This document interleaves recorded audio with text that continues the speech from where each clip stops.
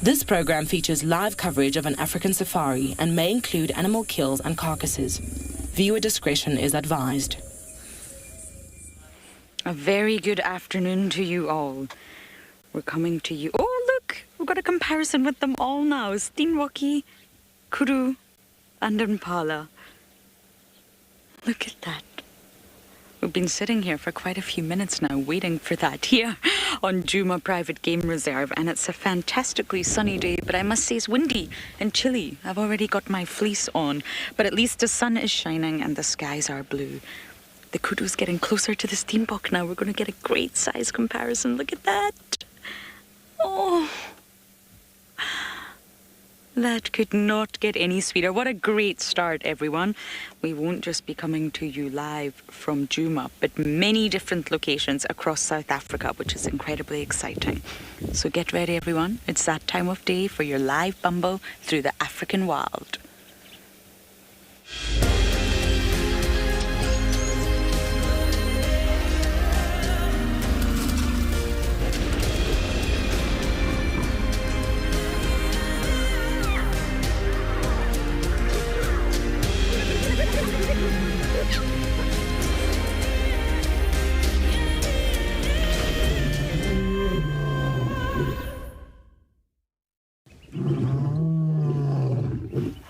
Welcome aboard, everyone.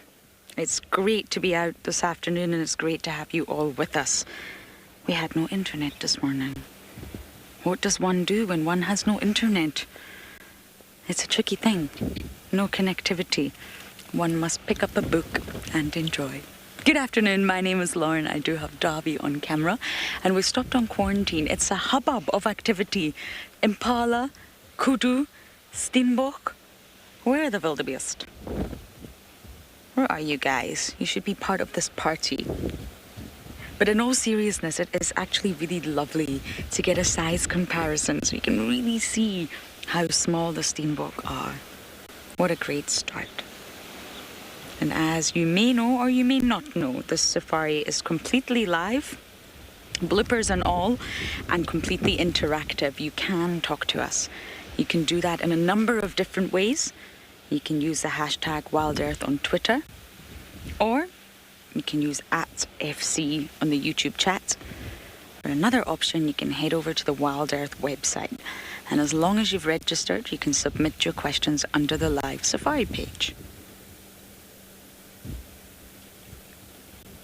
Everybody's hanging out here. It's great. I feel like I'm part of the party. And kids, you are also part of this party. You must talk to us. Please do. Send in your questions via email, and the email address is kidsquestions@wildearth.tv. Don't make the questions too hard, though, because then we won't be able to answer them. I have a few plans up my sleeve for this afternoon.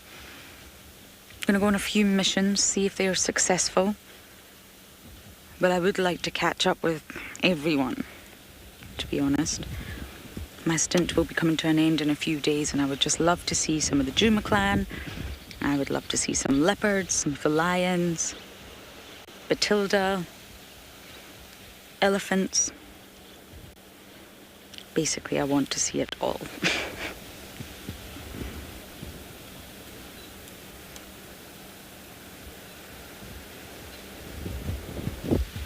That's a young male kudu. You see that dog? He just walked off to the right. Looks like a female, but then you see the horns, very small horns. A young boy, but already substantial in size.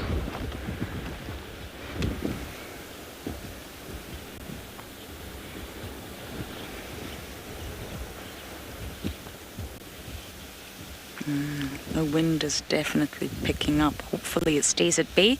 But let's take a look at the weather across all our locations.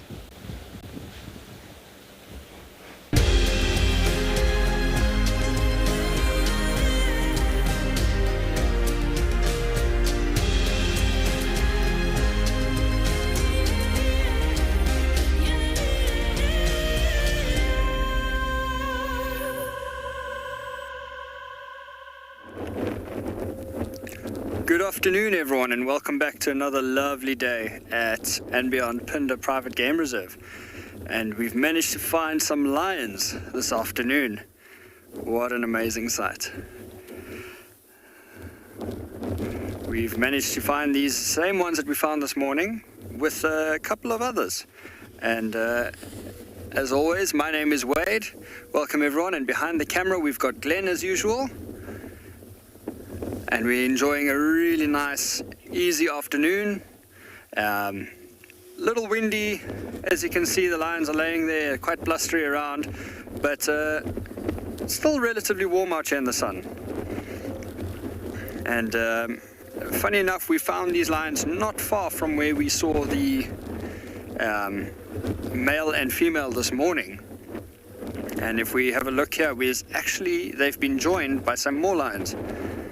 We now have 3 lionesses, and we can't really see the other one at the moment. Oh, look at those two showing some affection. But just behind that one on the left-hand side, if we pan up just a bit to the left, we can just make out the top of the male's head. He, as we got here, must have been drinking, and he walked from the edge of the water and then lay down right in the thick grass. But look at those 2 lionesses. Really, really cool to see. We saw the other lion as well, his brother, who had been hanging around on the outskirts this morning, still doing the exact same thing. He was laying in the grass maybe 80 or 100 meters away from us here, just to the left of them. So clearly still not welcome as parts with the other females. This lioness is showing a bit of activity, yawning, slightly playful.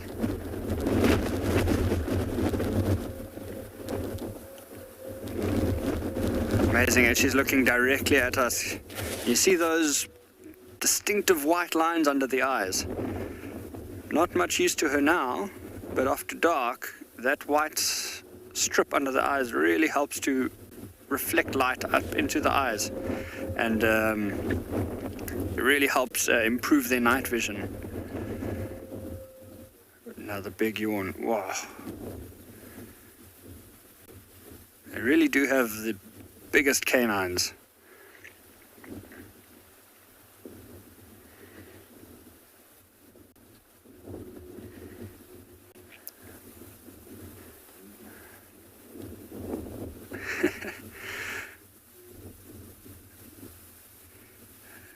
This one seems to be fairly active. The other 2 lionesses are not too phased with life at the moment. I wonder if she might move around a bit just now.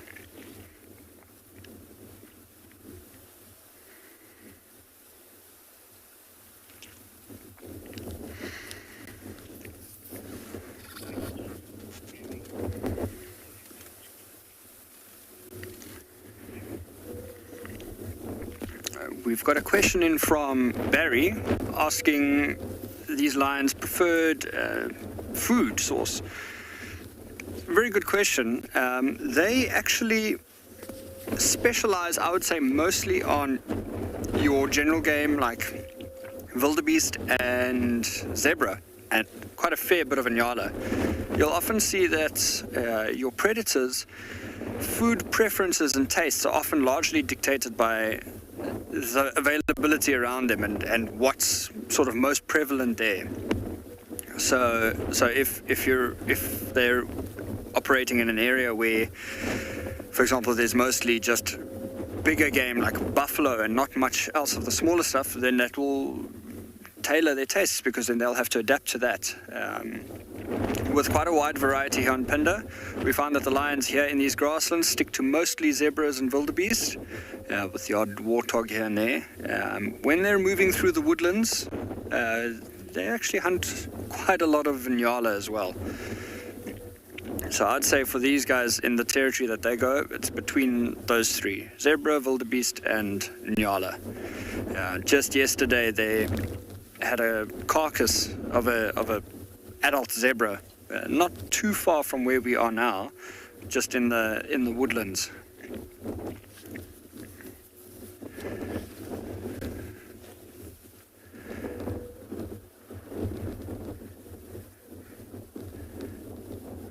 Of course, this morning we saw just the male with the one lioness, and heard another lioness calling in the distance.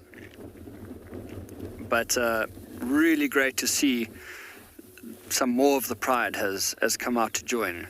So this pride, as we know it, has 5 lionesses at the moment. So it means that we're only short 2 of them. The one has cubs, and 2 of the other lionesses are full adult lionesses, and then we have 2 more subadults. And looking at these here, it's getting really tough to tell the difference because those subadults are pretty much fully grown. They're about 3 years old now. So they look very much like the adults. Only when they're really standing side by side you can see they're a bit smaller. I think this one in the middle is one of those subadults. Just judging from the head size, seems to be a little bit smaller than the others.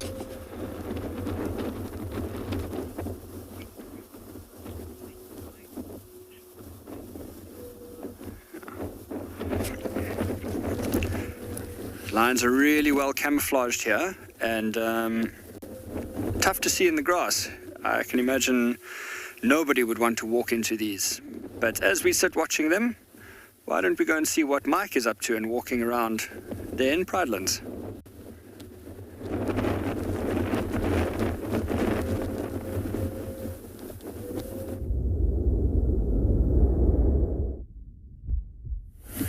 Slightly less camouflaged, equally well adapted to their environment, but just kind of sticking out there. These are some blue wildebeest enjoying impala clearings on the northern end of Pridelands, where we decided to do a bit of a merry jaunt, see what we can find this afternoon, see what's crack-a-lackin' in this part of the reserve. The wind's picked up slightly. It's also why we've come to this slightly more open area. Hi everyone, my name is Mike, behind the camera is Gert, and this is Pridelands Eco-Training's Conservancy.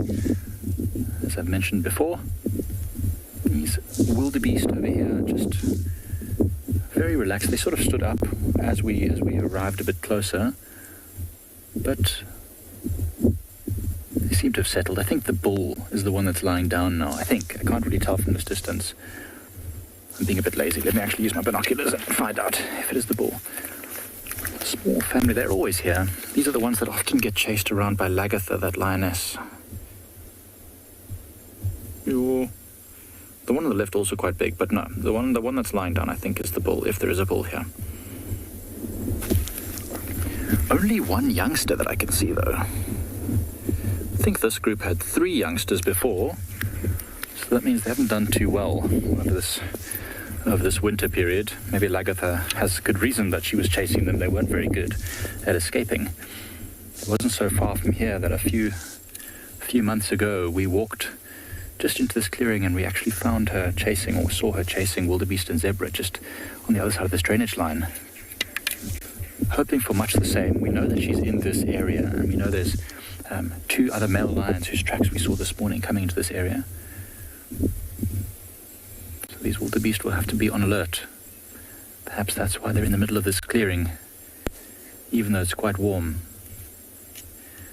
But we'll see what the day brings us, continuing to walk beyond those wildebeest and into the distance.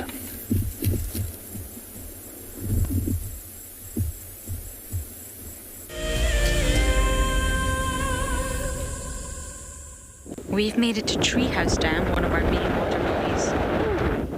Wow, that wind has been very strong all of a sudden. And we've got our resident hammerkop, named after the shape of its head, which looks just like a hammer. Wonderful birds though, they build the most fantastic nests and they are the most fantastic fishermen. Delightful to watch, and although we won't be able to hear very much over the wind, I'm just going to sit here for a moment or two and take this opportunity to scan around and see what we can see around this water body.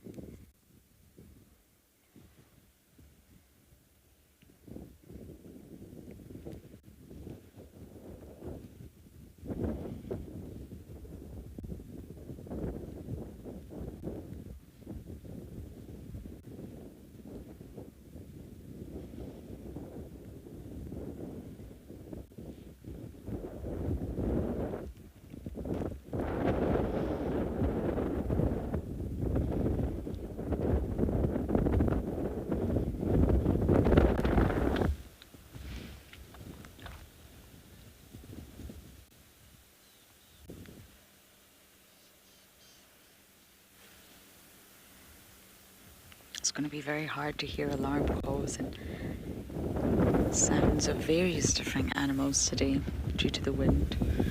That means you have to rely on other signs, tracks, animal behavior. But we're going to continue to bumble on and see what else we can find.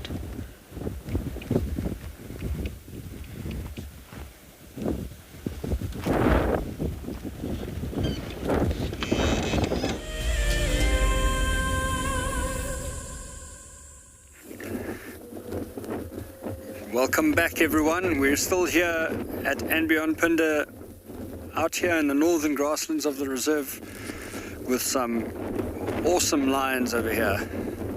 The male has just put his head up again. You can see it's that mane camouflaged so well. Oh, one of the lionesses has just gotten up and lay over the other lioness next to her. It's always quite a treat to watch these little social interactions because, as we know, the social bond between the lions is one of the most important things. They rely on each other a lot, from, defending territories to getting food. So this little social interaction is always really important, and to see her just get up and then flop up over onto the lioness next to her is always kind of a funny thing to see.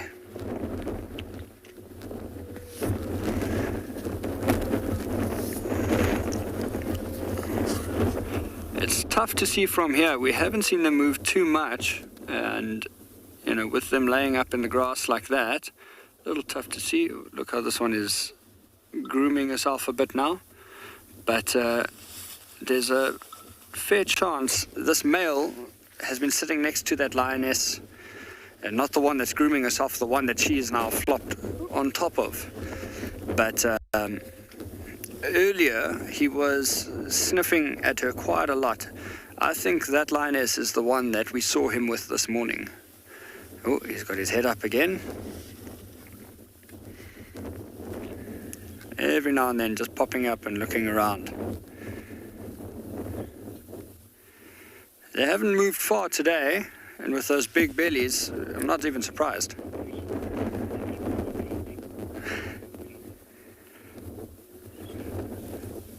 Doug, that's probably the truest thing I've ever heard on live television. Lions are definitely specialists when it comes to resting.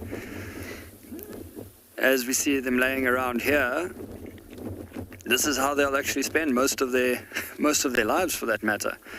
A good 18 hours a day would be spent horizontal resting, and given the fact that they have to go through quite a lot to defend territories and hunt, I don't really blame them, because those few hours that they are active can often be quite hard on them.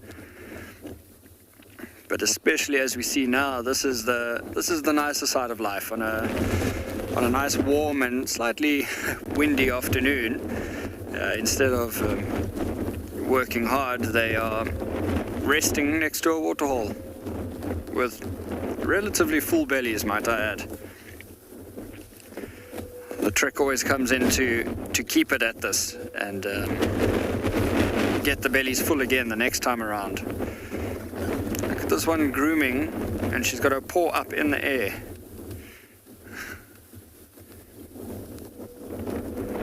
The other one's put her head up now.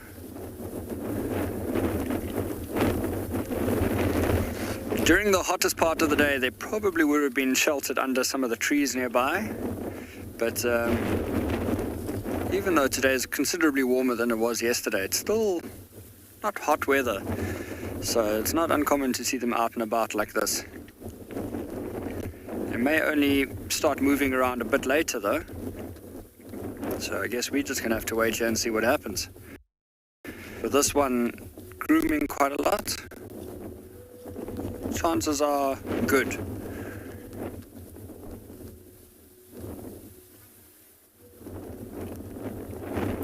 And funny enough, since we've stopped here, when we first stopped here, the other male had his head up, and he was just to the left of that tree you see in the distance there behind them.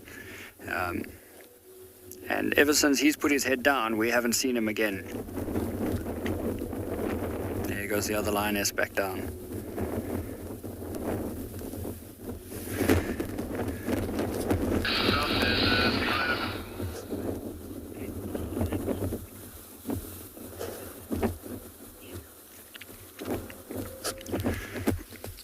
We have a question coming in from Heather asking what are the risks that the cubs are exposed to here on Pinder.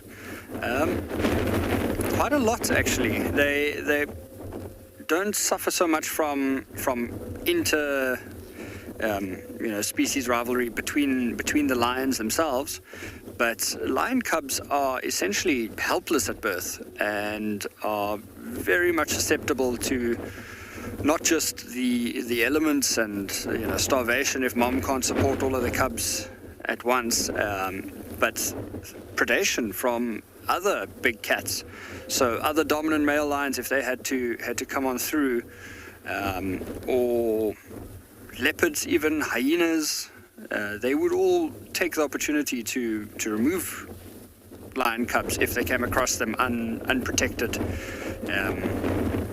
So it is quite a tough life, and that's why your cub survival rate is usually a little bit lower, although our lions don't do too badly here. As we're sitting here now, I can just see the other male has picked his head up in the distance.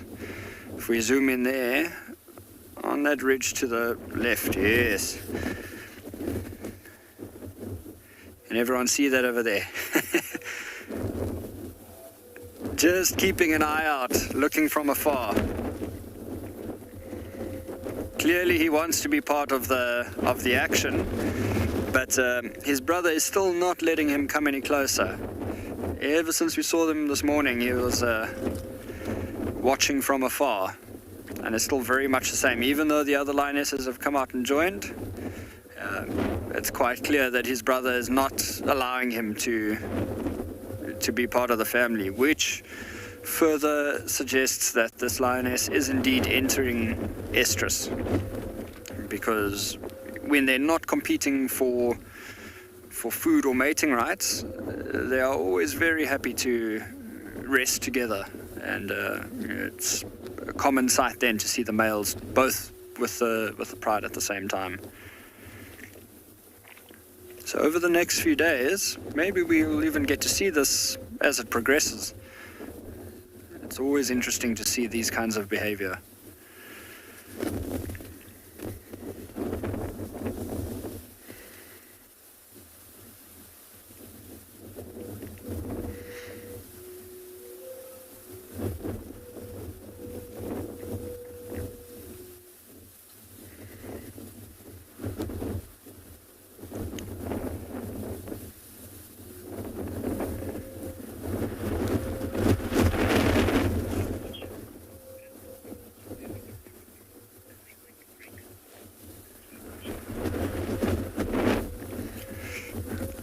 Comment coming in from Deer Watcher. You are 100% right. It's quite noticeable how these lions have all laid down just on the other side of that sort of thicket of grass, that clump.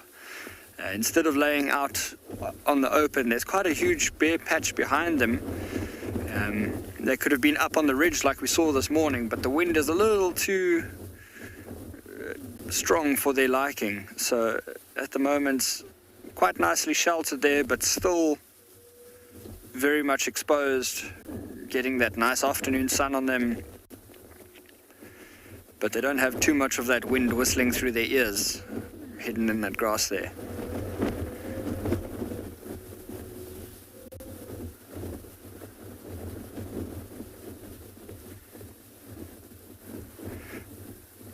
She also looks like she's panting quite a bit.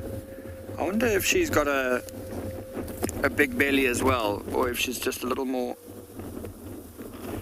excited at the moment. Her belly doesn't look nearly as big as what the males did this morning, and it's also sometimes we often see the females when they eat, they'll always eat as much as possible from a carcass and fill themselves up, but they don't often gorge themselves to the extent that the males do. The males have a tendency to really cram as much food in as possible, to the point where their bellies are so distended they actually look pregnant. It's often quite a sight to see this lion dragging this belly around as he's walking. But no, this lion is panting a bit. I don't think it's from being uncomfortably full though.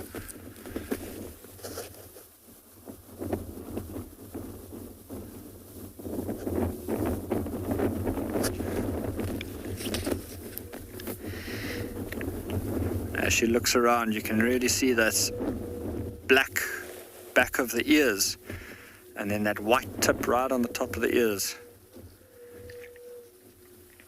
Those are often known as follow me signs. A lot of animals will have those markings, from the warthog raising its tail as it runs, to an impala with those black and white stripes at the back.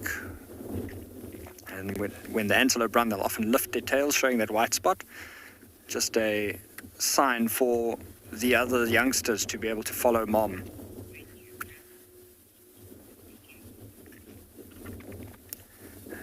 As these lions are lazing around here, we'll stand by and see if anything happens in the course of the afternoon.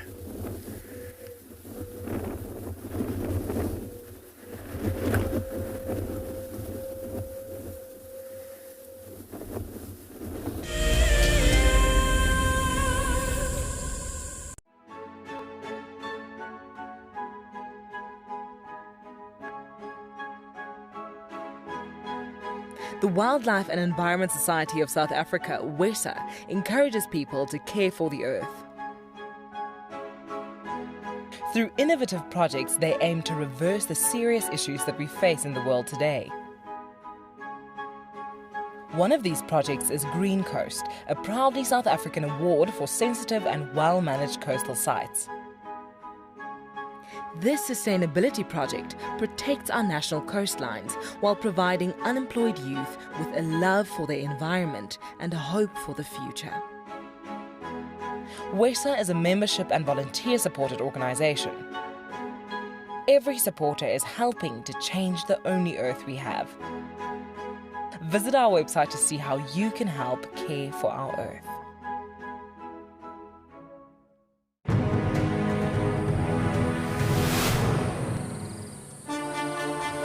It's day one of the annual South African Guide of the Year competition, and our first foot into this competition this morning is all about tracks and signs. We're going to call you in one at a time. Just look at it, the information will be there. Our 5 guides have been tasked by the judges at figuring out who is what is who, and where they go in the bush. Either Franklin or guinea fowl, but because of the volume of other deposits in the area, we went with guinea fowl.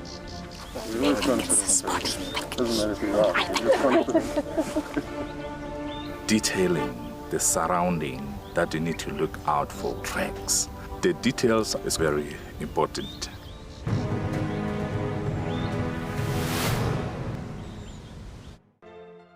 Something very, very interesting. I didn't plan this, but this is a scene rarely seen. This is what we call a journey of giraffe. So beautiful.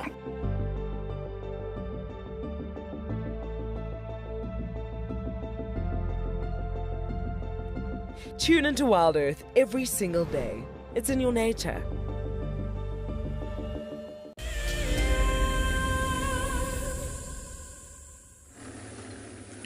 Good afternoon, everyone, and welcome to andBeyond in Ngala.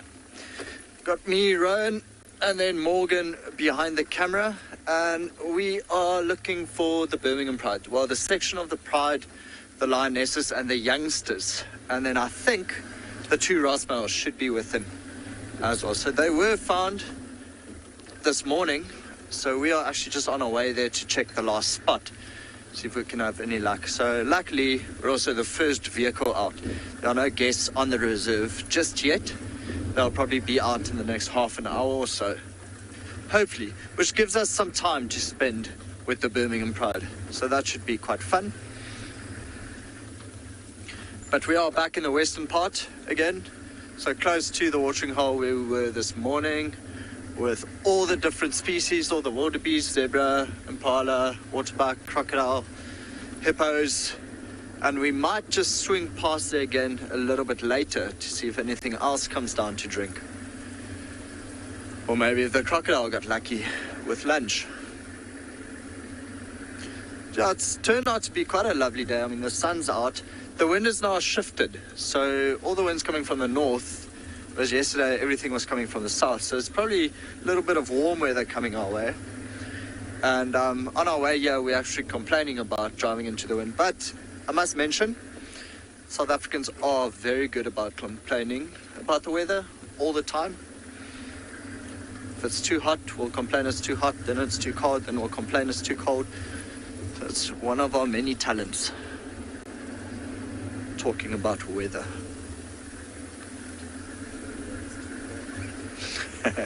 Morgan's saying now the weather's just too perfect. So let's check this road. So Barry was the last ranger here, and he said he dropped a branch on the road for where they went off-road. So now we're looking for the branch. Again, the wind could be an issue, and the branch could have blown away. Which is what makes my job so much fun. But it's fine, eventually we will find a lion. I'm pretty sure, fingers crossed for that. Just might take a bit of time.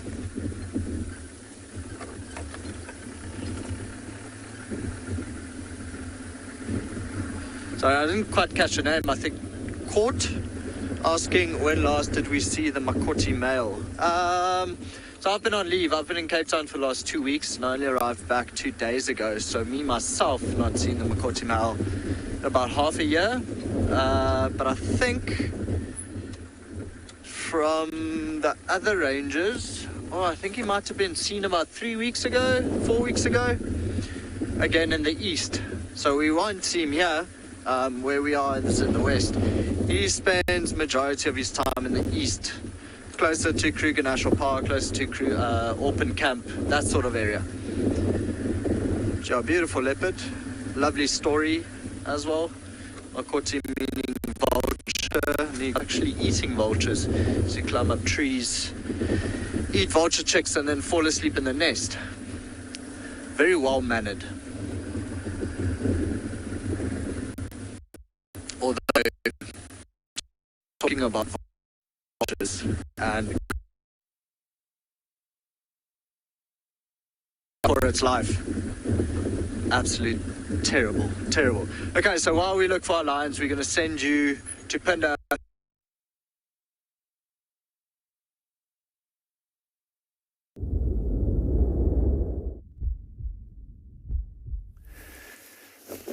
And you're back with us here at andBeyond Pinder.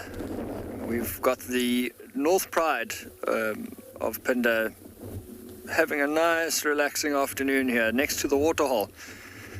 Just now we had a little bit of energy from the one lioness. She was grooming, playing with the one next to her for a bit, and has since settled back down for a nap.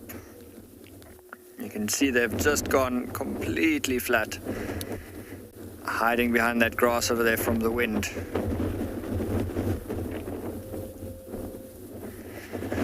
It really is a nice day though. All the clouds that we had this morning have mostly been blown off by the wind, which is one thing to be thankful for. Look at that.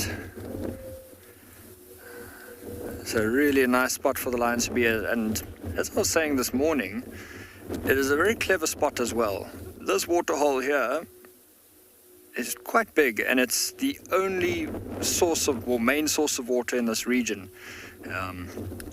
There's a few other smaller waterholes nearby, but this is where most of the animals do their drinking when they're out in this open grassland. So for the lions to be parked right next to it, it's a very clever move on their part, because while they are fearsome hunters and will often hunt as a cohesive unit, and they'll go out and the lionesses will stalk and coordinate a hunt together, a lot of their hunts are quite opportunistic and can be done just like this, wherever they're laying down or resting, if something happens to wander past and not be aware of them, they will take the opportunity if they see an easy chase and a quick kill, they'll take every opportunity at that, because at the end of the day, it is a rather tough life for them. And you never know where your next meal is going to come from, which is why we always see them, whenever they catch something, they eat as much as they can, lay to the side, digest a bit, eat more, just as we see them here with those big bellies. Really important for them, because you never know, the next hunting opportunities might be really tough ones, might be days before their next meal. But as they're lying like this, they both resting and, maybe something comes along. Anything that comes here from our left-hand side of the screen down to the water definitely won't see them or smell them. With the wind blowing across the water to the right-hand side,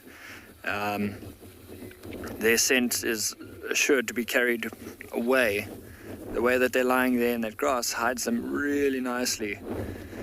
And you can see if we zoomed out, really tough to see them at all. So if anything had to come down from this side of the waterhole, it would be almost on top of them before they noticed anything.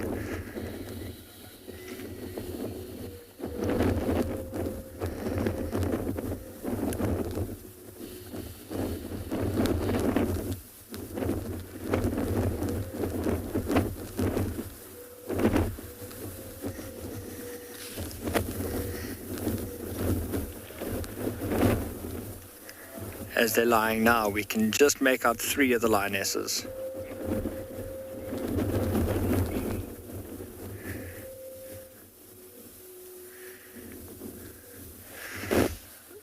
As we sit here watching these sleeping lions in the hope that there's a bit of movement in their future, why don't we shift over to Lauren and see if she's got something that's a little less stationary.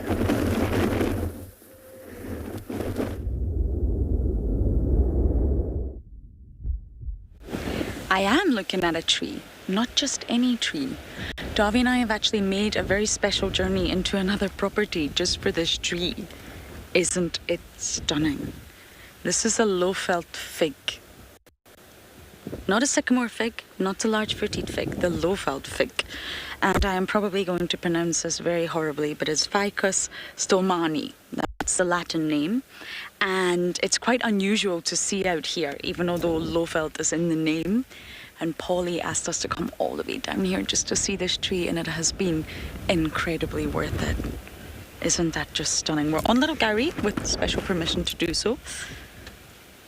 And of course, fig trees, every fig tree, there's different species, but every fig tree species has a wasp species that only pollinates that tree.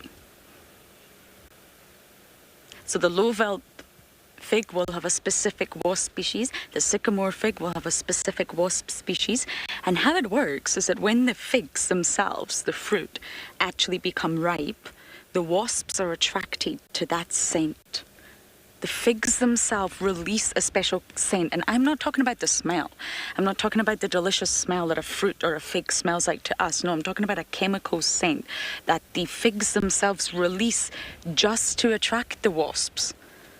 Solely to attract the wasps, and the wasps understand that chemical signal immediately.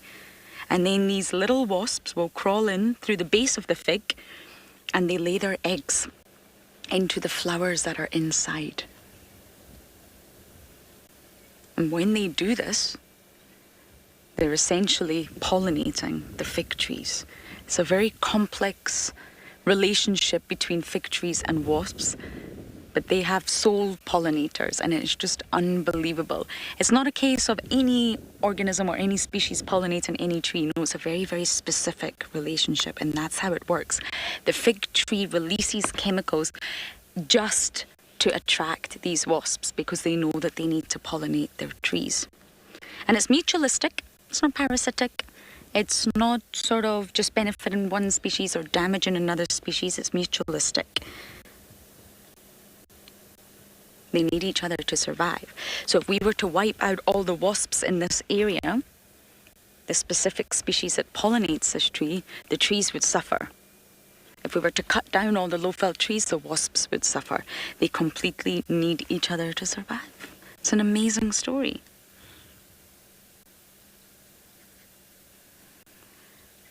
And believe it or not, the wingless males actually hatch first, or they emerge first from the flowers inside the fig. And they mate with the females that have wings. They then make a hole in the fig so that the females can escape because they've got wings. And then once the fruit itself is actually opened, the oxygen in the air gets into the fig naturally. There's now a hole. And once the oxygen gets in, that stimulates the females to emerge from the tiny flowers inside. So it's a whole process. Unbelievable. But I'm very glad we made this journey to see this tree. I told you I had lots of missions today, and we're going to continue a special little exploration of Little Gowrie and see what else we can find. But for now, over to Andrew on Damcam.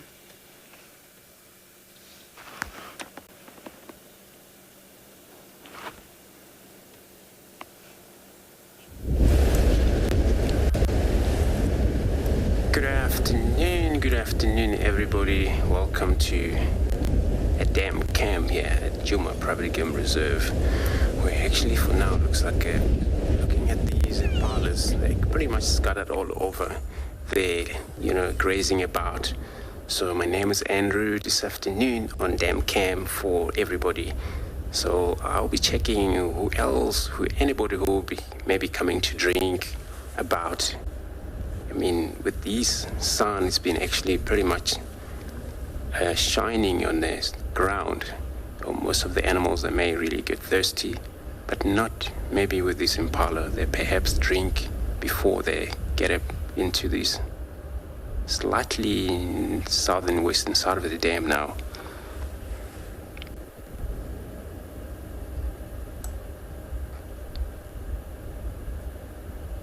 Been seeing a lot of this very one over here. She's just stationary chewing her card, but she's been looking there, and I've been checking. Thought maybe when they do that, is that maybe they're seeing some of the other member.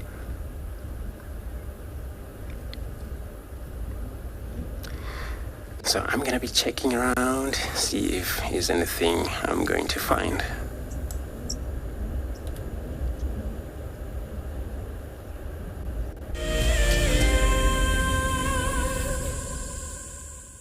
Welcome back here to andBeyond Pinder. We've just looped around to see where the other male was, and as we moved around, he's gotten up and walked towards the pride and just settled down right next to them. Well, about 20 meters away. But how incredible is this? Here we can see the pride laying just ahead of us over there. There, those three lionesses and the other male.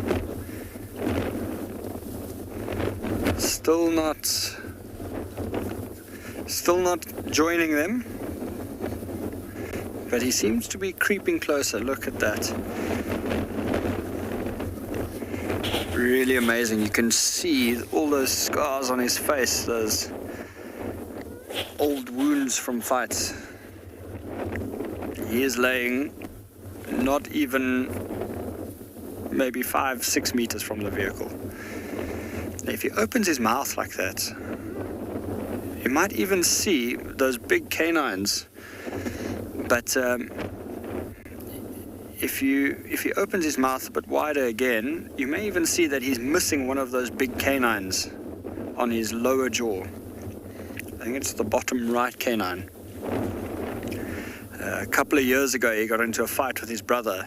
One of the frequent dominance disputes that they had, and his brother actually knocked the canine right out of his mouth.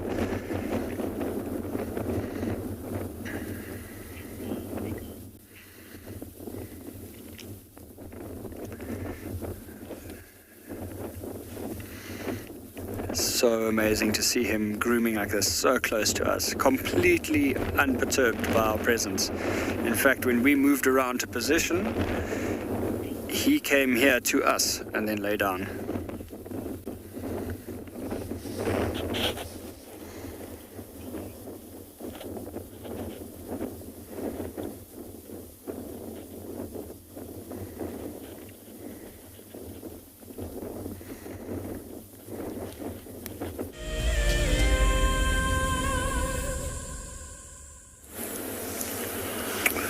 Gert was taking some happy snaps. He thought to himself, this is a beautiful tree, I'd like a photo of it. And as I walked towards this tree, it is a beautiful tree, it's a huge, gorgeous leadwood. It's my favorite tree on the whole property, which is filled with holes. And as we got closer, we noticed all these holes and these feathers on the ground. Now, these feathers are from a bird we all discussed it a moment ago, and we said it's probably from a hornbill, either a southern yellow-billed or a southern red-billed hornbill, because it's got lots of black and white feathers, and there's even like variations of black, and like even over here there's another one kind of half buried. It's even got like a bit of grayish kind of color on it, which is very similar to the primary feathers of a hornbill. And we looked at these, and we can't actually notice any damage on these feathers. We can't see where they've been clipped or cut or damaged in any way, which is quite unusual if it was killed by something. You know, if it was killed by a genet or an eagle or anything at all, there'd usually be a lot more feathers, lots of plucked out feathers. So this almost looks like the bird itself was maybe plucking feathers out, maybe in order to, I don't know, let its new ones molt through or what. Oftentimes, female hornbills, when they move into their nests, will pluck out some of their feathers in order to line the nest and also make themselves a bit more comfortable inside there for the couple of weeks that they'll be locked in. So I really looked for a hole, and actually Gert found one. I'll show you now. So if you read any of the bird books, especially Robert's bird book, which is the one most people use because the information is quite good, they say that hornbills like to use nests, holes that are around about 3 meters off the ground. And there's a hole right over there, which is maybe not quite big enough, I don't know, but it's about just over 3 meters probably off the ground, which would really be ideal for it. And from there, plucking feathers out, they might fall onto the ground just over here if it's not too windy. I've really no idea why these feathers would be here. It's really a mystery, but nonetheless, leadwoods are a great tree for a hornbill to nest in because they are filled with holes and cavities, and the wood is extremely hard. So other things that would try and maybe get in there can't easily break into that nest. Tom, that is quite the question. How many birds have I seen in my whole life? So, Tom, let me think about this. I think I've seen probably about 560, 570 birds maybe in total. I'm not 100% sure. I don't really keep a very strict list anymore. I used to be a mad twitcher, but not so much. And if you're talking about species, but if you're talking about individuals, many millions probably at this stage. Sometimes there are flocks of quelea over Pridelands and other places around here, which number in the thousands and thousands flying over, which is really amazing to see. But yeah, Tom, how many have you seen? Let us know in the comments. I'd love to know if you're an avid bird watcher, a birder. And if I was a hornbill, this is the tree I'd use. I think this is the best tree ever. No, that's not even a hole, Gert. I just noticed from here. It actually doesn't go very deep, but it would be the kind of place that they would nest in. Oh, just kind of dies there.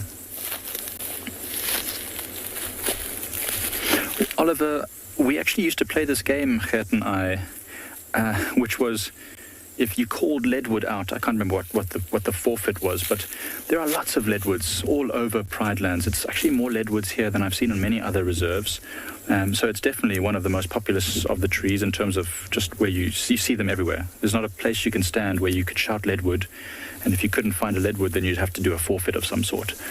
And then there's obviously lots of marulas. As you can see just over there, there's lots of marula trees all around here. We're actually about to walk onto Marula Lane, which is one of our favorite roads.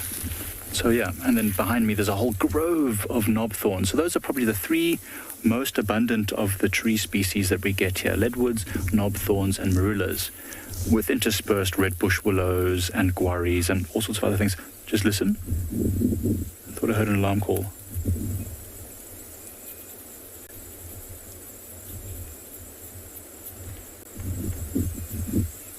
No. So Evo, our security, said he did also hear it. It is very windy, so you might not be able to hear it, but there definitely was one impala that snorted somewhere in that direction. But in the meantime, while we figure it out, we'll send you back over to Wade.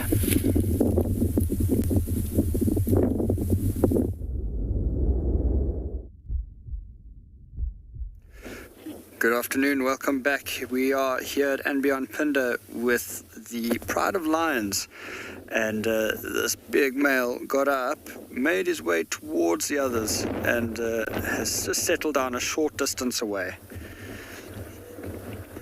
We watched him groom for a bit, and now he's settled back down into a bit of a sleep. But laying right here close to the vehicle, you can see just how massive this lion is.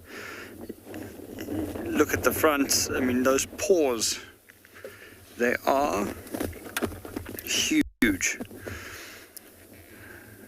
And with him laying out in the open like this, we can clearly see, look at that.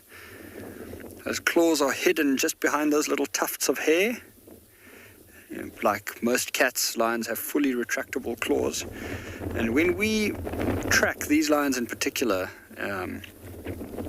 easy to distinguish the lion tracks based on their size compared to the others. But not only that, these males, their tracks, his track in particular, is massive. It's the size of my hand, and that's on hard soil. So only when we're next to them you get a sense of just how big these creatures are. You look at those legs, even his shoulder, it is pure muscle.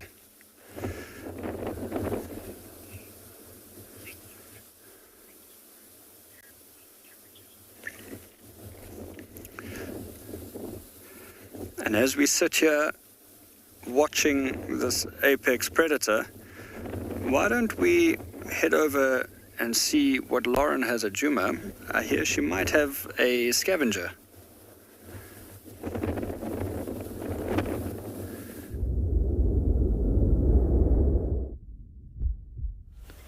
I have an excellent huntress that goes by the name of Dune. She is so fat right now, I can't even begin to describe her. She's not even able to move. We are on Little Gowrie, everyone, with permission. And we have found Dune. I knew it. I knew the Djuma clan were on Little Gowrie. Okay, Darby, I'm going to try and get closer. Are there any questions that can give me an update on that? But it's slightly disturbing, the smell, that we are downwind right now, and I think she has some digestion problems. Dune! What's happening here, my dear? What's happening?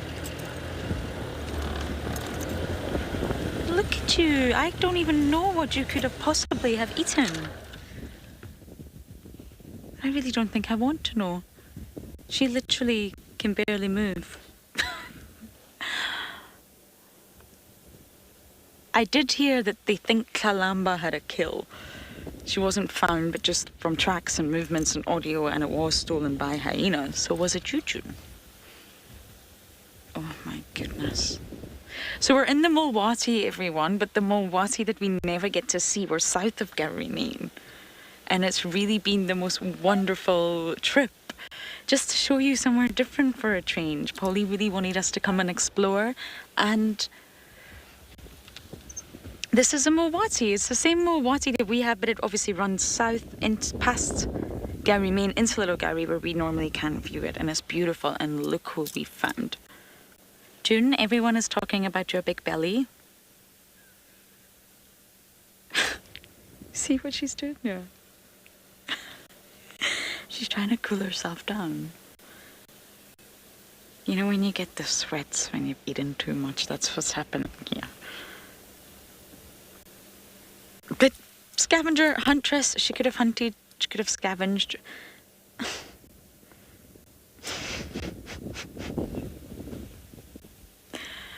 Oh, June, what are you doing? I think if we just move an inch to the right, we might get her face. What do you think? Who knows? I really do think the hyenas here hunt and scavenge and do everything that they possibly can to get food other than cook. You know us, June. We know you, and you're not moving. As you know, we're not going to harm you.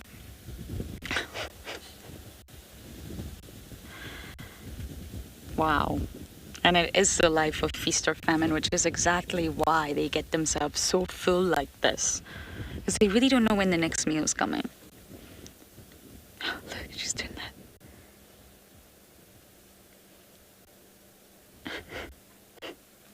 Are you pretending to be a seal? Because you do look like one.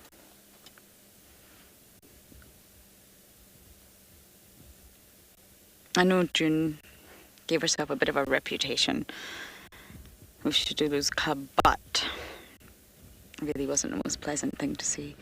She is an integral member of the Djuma clan. When I first met June, her ear was not floppy. And of course, she is the mother of Novella, and this is now even more evidence that the hyena den is still on Little Gary, but I think it's just much further south. We were able to view it from Gary, Main, which was wonderful.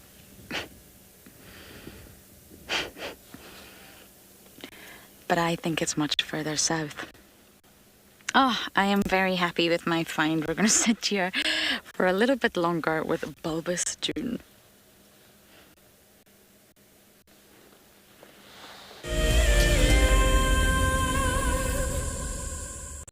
The Endangered Wildlife Trust fights at the forefront of conservation, across the vast karoo and sweeping grasslands, in remote pockets of forest, along road networks, across African skies, and in communities to conserve our wildlife and wild spaces. Help us to protect forever, together. Donate now at ewt.org.za.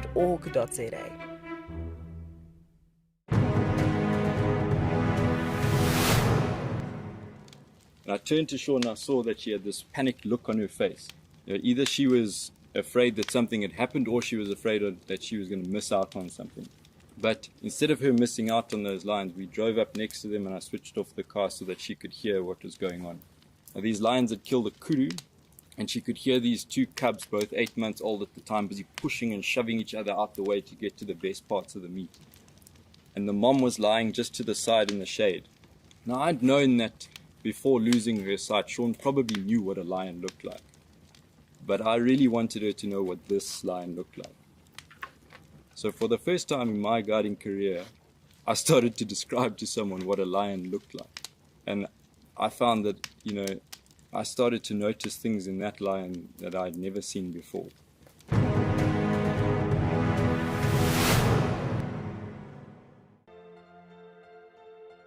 This is a battle of two great carnivores of the African wilderness. Whew. Whoa! You don't want to be under those jaws. Definitely, this round goes to the lion. Look at that. Fantastic. Expect the unexpected here on WildEarth daily. I got into wildlife filmmaking because of a passion for nature and a notion that I could make a difference. Helping others fall in love with nature brings meaning to what I do. It's also a lot of fun. A couple of times per week, we receive some very heartfelt messages from viewers, telling us about how WildEarth has made a difference in their life, whether it's helped them through a difficult period or simply helped them to reconnect with nature. I think that's why we do what we do.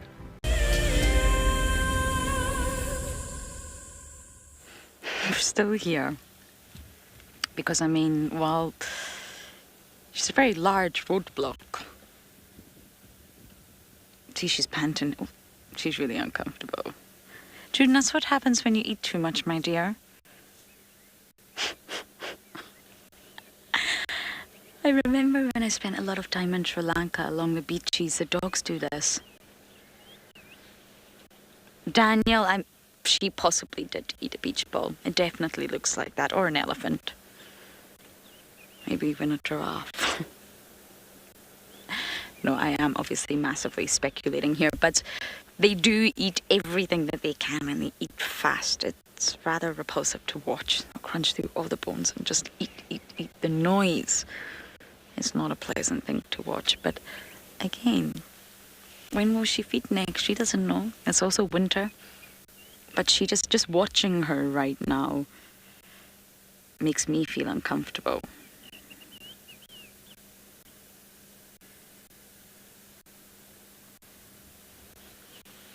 But it's good to see her all the same. I've been speaking about the Djuma clan. I didn't expect to see one in the Mowati, but I really do think that's where the den is. We know that they're okay. I mean, we've seen Novella and Tima's son not too long ago.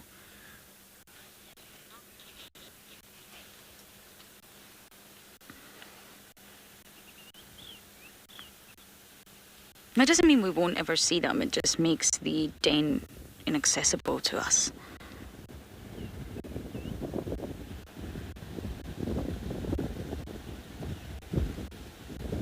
Obviously we get treated to our little Gowrie visits now and again.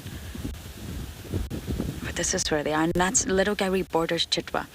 And that's exactly why we're seeing all the hyenas run onto Chitwa as well, because these two properties are very close. They're sort of boundary lines melt into one another. And that's why we're seeing lots of hyenas on Chitwa and Little Gowrie. They're down here. It doesn't mean they've left Djuma, absolutely not at all. They'll bounce back. It's just they've just shifted. And of course we see the boundary lines, but the hyenas don't.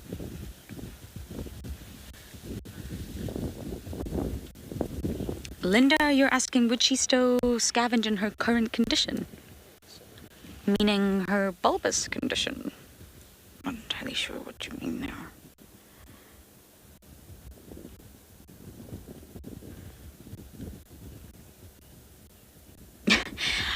Oh, I don't know, Linda. I mean, they're very opportunistic, but could she possibly get any more in that tummy? I do not know. She would try, I think. And with leopards up trees, when you normally find a hyena at the base of it, the hyenas are all too aware that they have to wait. They are very familiar that they have to be patient. And it's not a quick meal. Nothing's going to happen fast. And she may, if she sees a leopard up a tree with a kill, she may just sit at the bottom of it. But I mean, could anything else get into that tummy? That is a question for science. It's very possible, you know. It's good to see her, though, I must say. I was hoping it would be ribbon, because I haven't seen ribbon at all in 6 weeks. I was really hoping it would be ribbon, but sadly it wasn't. What a lovely, lovely sighting. We are going to continue our dry river cruise, and we're going to send you guys over to Mike on Bushwalk.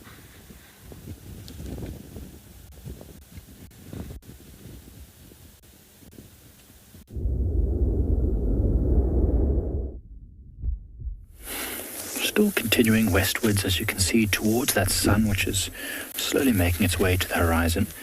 And we just come across a patch of really cool tracks, and there's some interesting ones that we don't always get to see, and I'm not sure. I know Steve did a lot of tracks with you recently. I'm not sure if he would have seen some of these. So the first one I want to point out is this tiny, absolutely minuscule little track here. Look at these tiny things. These tracks are from some sort of a little tiny rodent, maybe something like a bushveld gerbil I mean, maybe even a shrew of some sort, a very tiny sengi. I don't know what that was, but it's a rodent, definitely, for sure. A very tiny rodent. Okay, so that's the first track we saw. And now there's another track just off to the right of it, or rather for you, just a bit further on, that you also don't get to see often. There's this track here. Now, this is a much larger track, not of a rodent, but of probably a slender mongoose. The reason why I say slender mongoose is that, first of all, the track is not so much bigger than a dwarf mongoose. It's certainly not big enough to be a banded mongoose, but similar in size, a bit smaller, but it's solitary. Slender mongoose are almost always solitary, sometimes in a small group of one or two. But a banded mongoose is always in a massive group, which is really nice. There are lots of bird tracks here as well. So I saw one a moment ago here. Just over there, there's a set of tracks there, and a set of tracks just over there. So this is a hopping bird, okay? Probably one of the birds that you'd call maybe something like a sparrow, or even a waxbill, just hopping, looking for seeds along the ground here. See there's the birds again, just hopping here. It's amazing with this wind that's been blowing and this kind of dust here. I really think that Pridelands, here where we are now, has some of the absolute best soils when it comes to trying to track animals. It's just so crisp and clear. I mean, there's another track just here of a kudu, which is about as clear as any kudu track you're ever going to see. It's a bit further on. Look at these tracks here.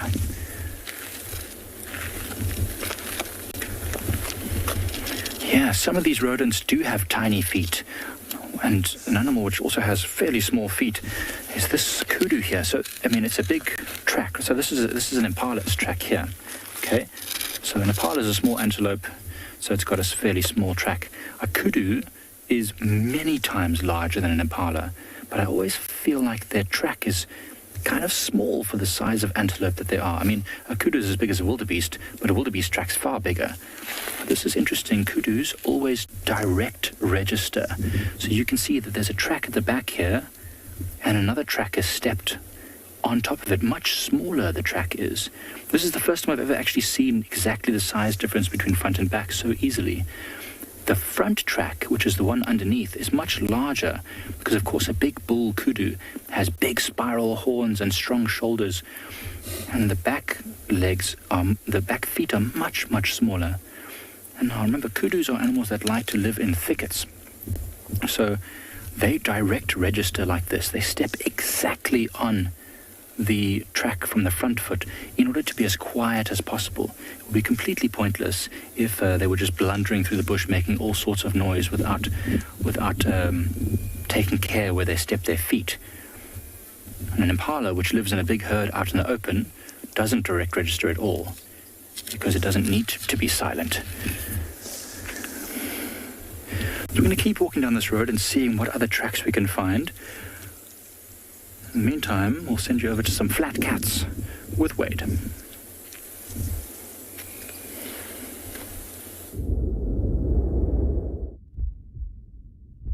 Good afternoon, and you are back just as the lion shifted from one position to the other.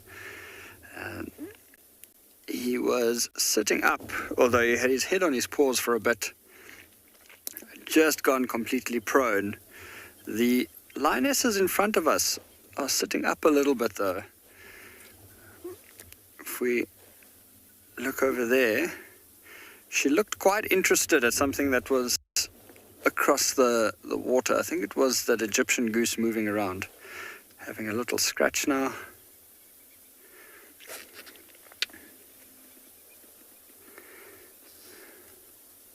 Really not too fussed about life at this stage.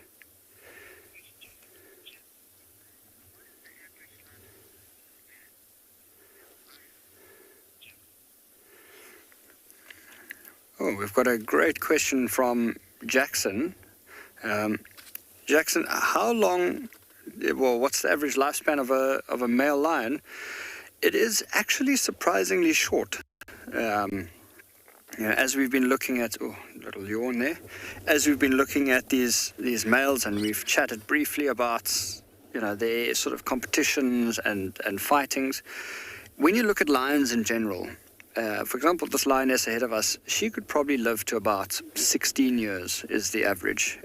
We've often seen on places like even on Pinder, where there's a lot less lion-on-lion interaction and even lion-to-hyena interactions, because we have slightly lower hyena populations numbers.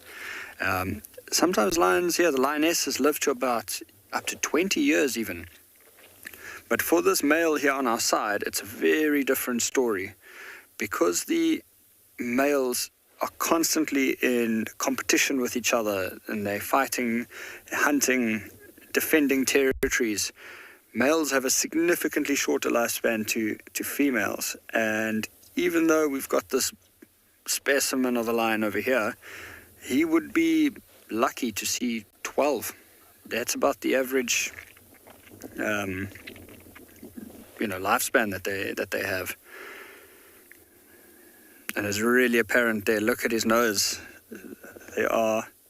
He, even more so than his brother, might be, because he is the less dominant of the two, but constantly challenging. I think his brother is responsible for quite a few of these scars on his face. But it really is a testament to the hard life that they live. Constant fighting and challenging to be the dominant male in the region.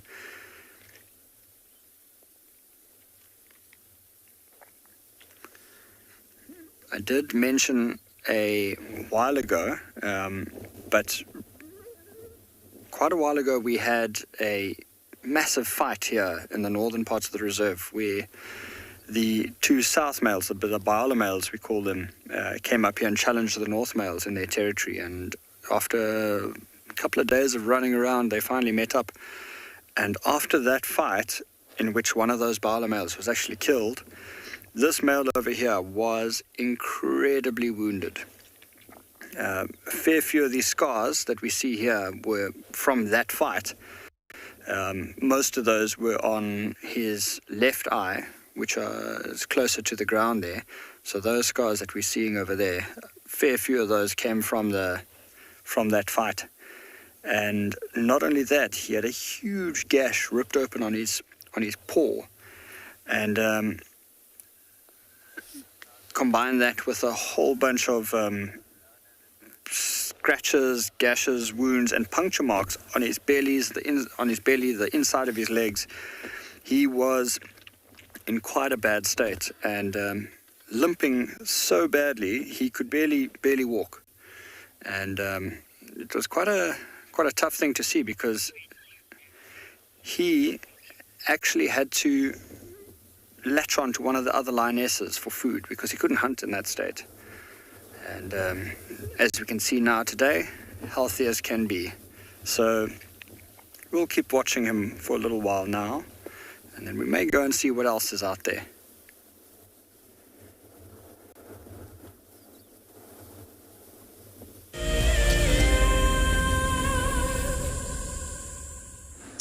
Yo, and here I was hoping to give you guys good news, but I don't have good news. I've got bad news. So the lions moved.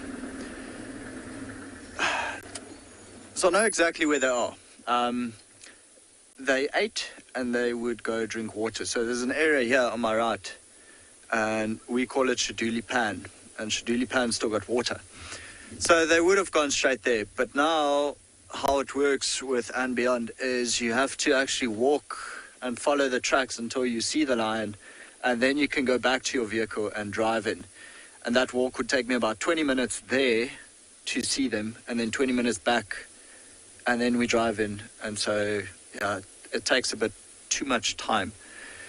So now we'll actually let another ranger with a tracker walk in, and then they can drive in, and then we'll just have to wait until they can tell us exactly where we know the lions are. Anyway, I did go for a nice little walk to another pan, but there's no water there, just mud and lots of fresh buffalo tracks. But I didn't see anything, so unscathed, unharmed.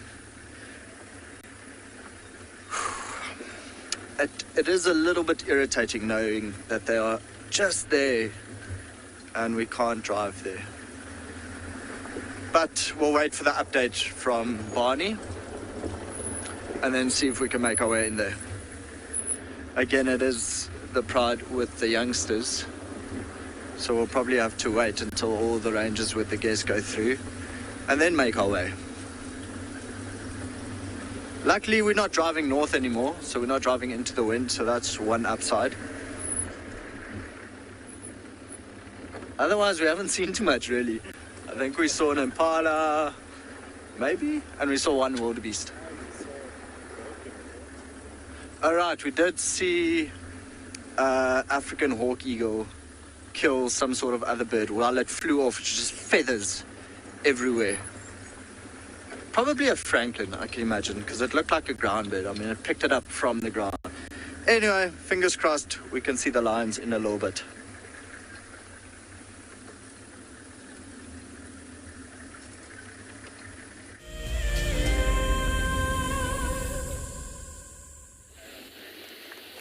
Here we are back at andBeyond Pinder with the Pride of Lions here next to the waterhole, and the other male has just gotten up and is having a look around. One of the lionesses did shift around a bit. Let's see, and there he goes. Back down. It's almost like the lions tempt us. And they get our hopes up every time they get up, and they stretch and they look, and you think, here's the money shot. This is where the action happens. And just when you think that is when they lay down again.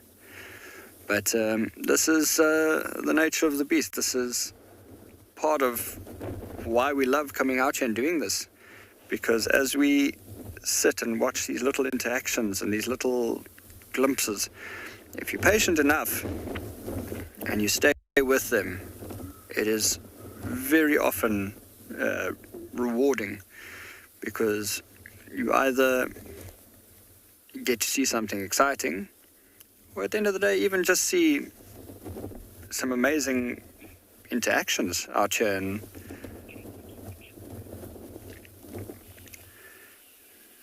we've been so fortunate to spend all this time here with them, and it's good to know that we're not the only ones getting lucky with cats. Why don't we head over and see what Lauren has on that side?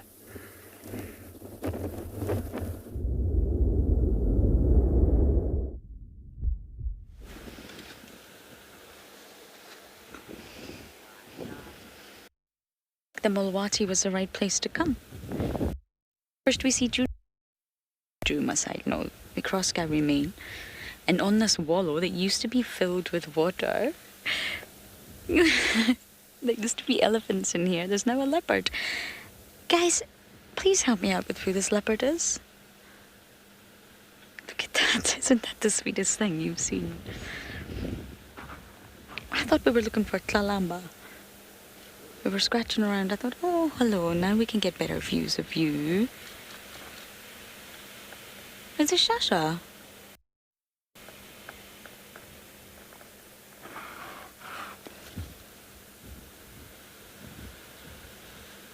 Please don't get too mobile, because we're not going to entirely be able to follow you.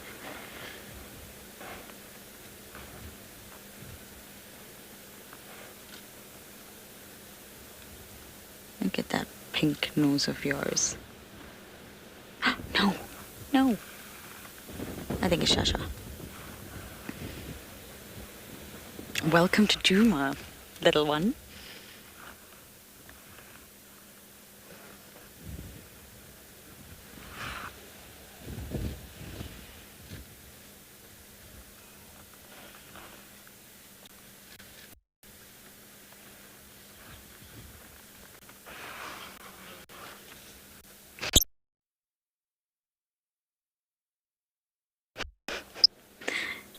You know, we've had Shasha here before. When we first arrived, all we could see were the eyes, because he was deep in that mud wallow. And it's actually hard to identify a leopard just when you're looking at the eyes. But I saw that pink nose and I thought, I know that pink nose. And you're very masculine looking, so you're not Langa. You do look like your mom, though. You do. Sabi is the mum, just in case anyone's not sure of Shasha. What a drive we've had so far, Dav. I thought it was going to be Tlalamba.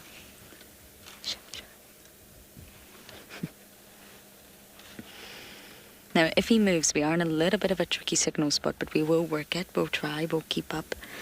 And he's the furthest in Djuma I've ever seen him. He's almost about 100 meters away from the Seb Wiggs house. Or the Wiggs house.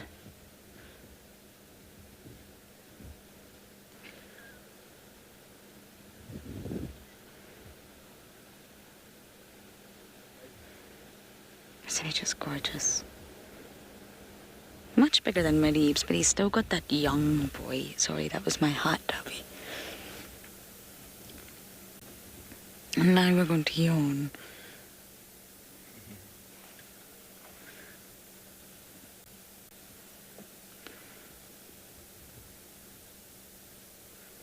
I hope we start to see Shasha a lot more in Djuma. I feel there's space. I'm not a leopard, but I feel like there's space for him. A lot of sort of competition on Chitwa, even on Little Gary.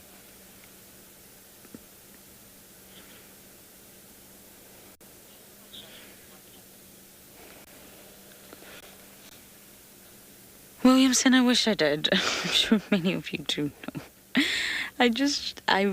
Most of the guides here will tell you that, oh, sorry, Davi, I'm just trying to reposition my body. He's right in front of the car. Most of the guides will tell you that they do not go by spot pattern. I'm sure, James Richard, Michael Fleetwood, you can identify spot pattern, but I do not know every single leopard in the Sabi Sand spot pattern. I am terribly sorry. Forgive me. Forgive me, please. Okay, we are going to have to move and try and follow him somehow, but we may lose signal. See, I'm bent over like this. Let's see how we are going to do that. Okay, as I try and keep up with Shasha, I'm going to send you guys over to Andrew. Do you want me to go? It's Shasha. Well done. Huh? So everybody, welcome to Djuma Dam Cam here, where we got a very interesting bird, which is the grey heron, who is around the water edge searching for probably frogs, a type of fish around here, but now it just flew into that dry wood and rest. But with the sun, actually, it's penetrating very well there. So it's all about just getting warm slightly.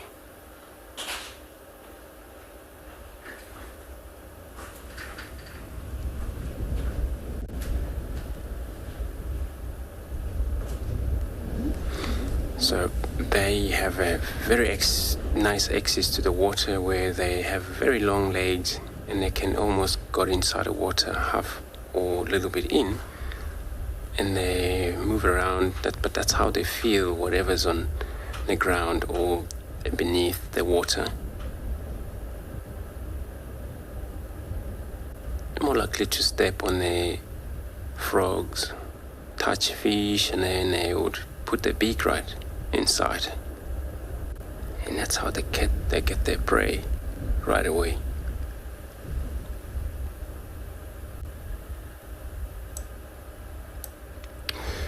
There was actually one hippo that was seen around here, but probably just submerged. Oh, there it is. God, our hippo. Maybe this is the actually single hippo that we often see around this watering hole. But also, it's been seen at the Beblusuk Dam, Twin Dams, so he operated on those 3 watering holes as a 3-house dam, which is the 4th one. 4th watering hole in Djuma.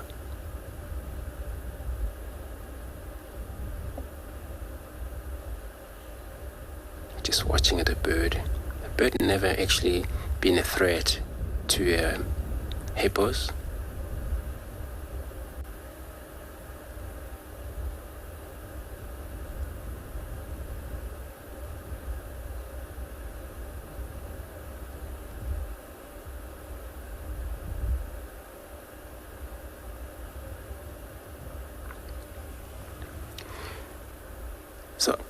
Paul, you're saying what a peaceful scenery. Indeed, it is actually so nice. Quiet out there. And with this kind of a light, just a little bit of a remain of the light, soon it's going to be disappeared.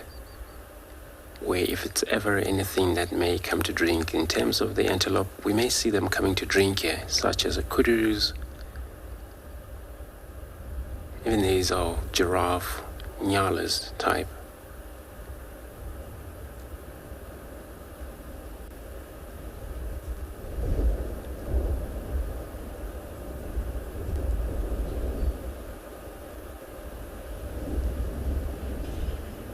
It's just so amazing how they're just submerged. When they do that, you wouldn't even think there is a creatures in this watering hole.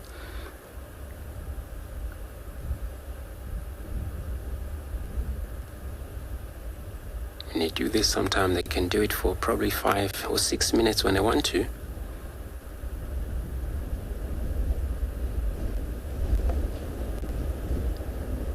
And they're more likely to appear in a very same area or different, since they can actually move when they're submerged. They can touch the bottom and they move and appear on the far side.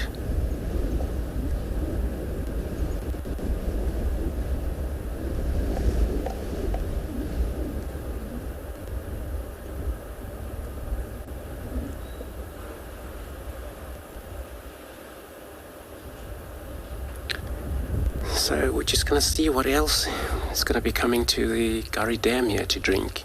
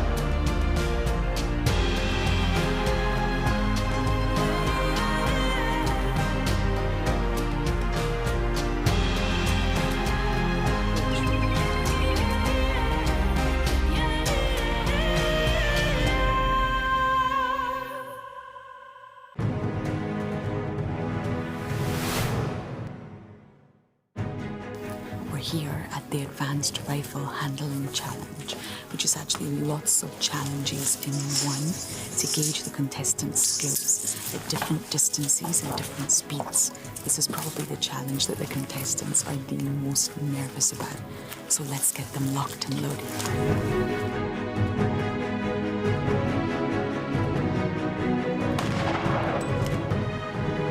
Competitors are now doing the Hales halt, where they have to run back and forth to a target, turn, take aim, and shoot. And this simulates a chase in a real environment and gets the heart pumping and the blood pressure up. James gave us a demonstration, and the skill involved in this exercise is remarkable.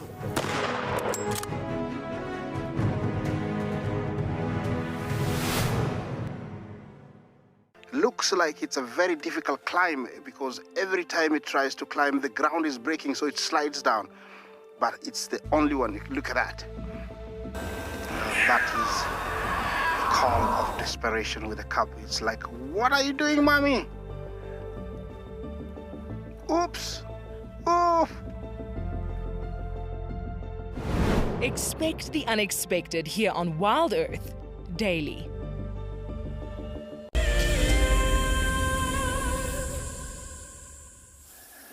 Good afternoon. You're back with us here at Phinda Game Reserve, and as we've come along here, we've found a few creatures feeding on these trees. You can see these really long legs. We're now at eye level for most creatures and still going. We've got some giraffe over here. as we left the waterhole where we had seen those lions, we've just been moving around the open areas and we've come across a small group of giraffe. Now we can see that face. Really cool to see them. This is one of 4 that I can see at the moment. And notice as it's picking those leaves at the top of the tree, that really long neck and those long legs we've just seen really help to get this animal right to the top there to reach all those succulent shoots at the top. And those narrow horns, or ossicones is the technical term for them, at the top of the head with those fur-covered tops, tell us that this is a female. Here we can see one other next to that giraffe feeding off of the same tree, although that one looks quite a bit smaller. It looks like a youngster over there. There's another giraffe that's wandered off to our right-hand side, quite a bit further away, and then to the left of these ones behind the tree, there's at least another one more. But really cool to see them out here in the afternoon. We sort of at the edge of the big open grassland, and we've got these acacia thickets around here, and quite a favored hangout for animals like the giraffe. While we have extensive forests and sandfelt woodlands here on the northern side of Pinder, you don't often see the giraffe in habitats like the sand forest and the sandfelt woodlands, simply because it's not their preferred type of tree. We tend to see here more in the open thornfelt savanna, like where we are right now.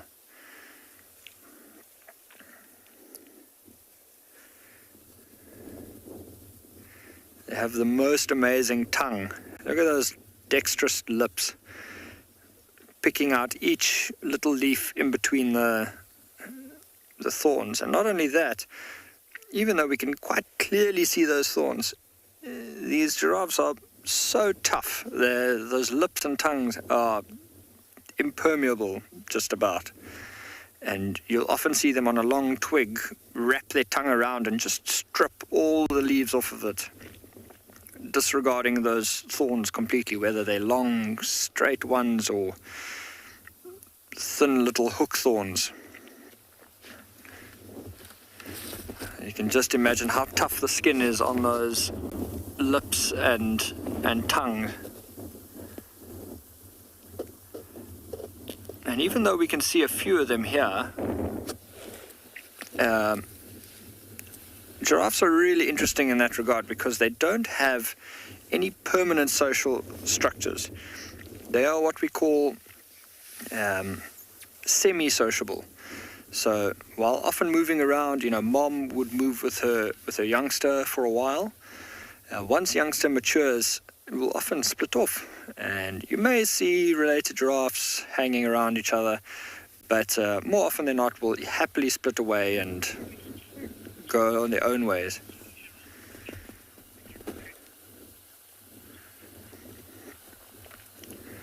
Interesting question coming from Justin, asking how giraffes defend themselves against predators. And well, one of their main advantages is what we see here. As this giraffe has her head poked up above the tree like that, that massive height gives them a huge advantage, being able to spot predators way more easily than a lot of the other antelope and other prey species. Combined with that massive height, which allows them to see all around them, they are not slow in the slightest. While not being able to reach the same speeds that, for example, a lion can, they are extremely capable and have a really, really high stamina, which allows them, as long as they've got that early warning, by having seen the lion first, if they can get up ahead of the lions will always struggle to get them, because while lions are incredibly fast and can run a good deal faster than the giraffe, they don't nearly have that stamina. So with a bit of a head start, they'll always do well. And barring that, those back legs are incredibly powerful and they can give one mean kick. So a giraffe is often a very, very tough target for things like the lions. And while our lions do sometimes go for giraffe, and they have killed giraffe here before, it is not a regular occurrence. Because the giraffe is quite a tough target, you'll often find that they'll go for the easier species.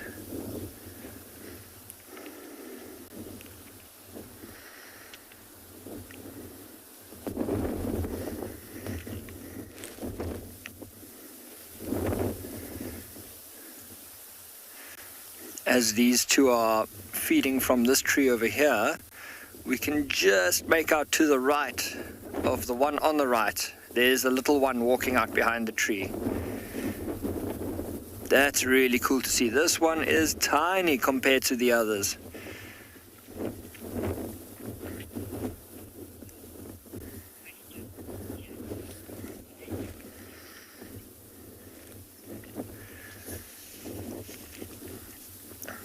Another question coming in from Janet there, asking if we have different species of giraffe here on Pinder. We only have one species here, Janet. This is what's known as the southern giraffe. And it's a really interesting thing, though, because with giraffe, we have a lot of debate going on in the scientific community as to what are the family groups and what are the different species of giraffe. Look at this little one coming up. Really cool to see that one, hey? And there's a lot of debate as to whether they have distinctive species or just several groups or several species with subtypes within that. And of the 9 different types of giraffe we have, currently the sort of generally accepted number is that there are 4 different species of giraffe. What we get through most of southern Africa is the southern giraffe, with a couple of subspecies there. And then there's also the northern giraffe, the Maasai giraffe, and the reticulated giraffe. And then things like the Rothschild giraffe would fall under one of those subspecies. But there's still a lot of debate about that. Look at this giraffe. Has had an oxpecker land right between its horns on the top of its head.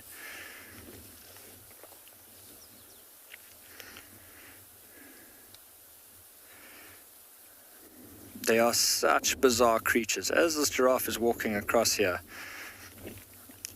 it's odd how an animal can be both ungainly and awkward and yet elegant and graceful at the same time. And as we see it walking here, there's actually another one in the distance walking on the road as well. It's interesting to note that they do not walk like most 4-legged animals, which is using their legs diagonally, front, left, right, front, left leg, back, right leg. They walk much like camels do, sort of pacing with 2 legs on either side at a time. And this gait is quite uncommon, but very energy efficient, which is why things like camels will also do it. And interestingly enough, we'll often see hyenas like that as well. Very good for covering long distances.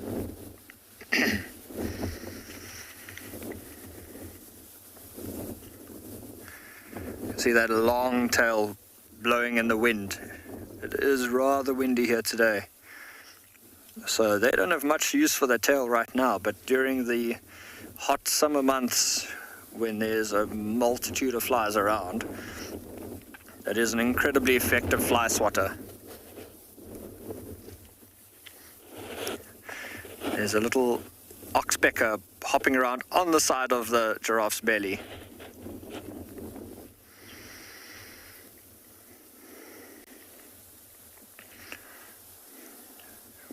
We have a comment from Forest Monarch on how wonderful the sighting is, and you are very correct. Look at that bird hanging on the side there. Always amazing to see. And that oxpecker has just flown off, and it's beelining for the other giraffe in the distance. But this one is quite content right now. We watched it feeding there for a bit, and it's just moved out right into the middle of the road in front of us and is just standing here now, looking around. The little one is still at the other tree. It's not moving much at the moment, but they're slowly moving out into the open here. I now see 6 giraffe.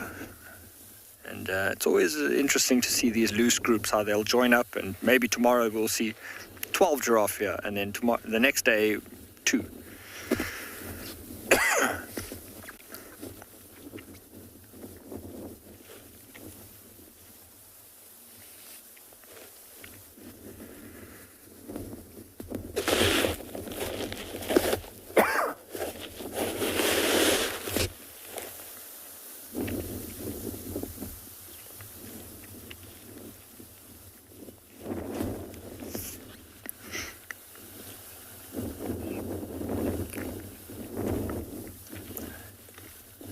Look, as she's chewing over there, how that oxpecker is hanging on the side of the face and actually pestering her a little bit.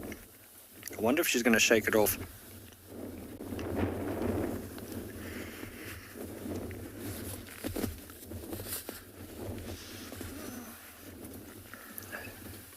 It's amazing how tolerant these animals are of these birds, because not all animals will tolerate that. In fact, elephants will often chase the oxpeckers off.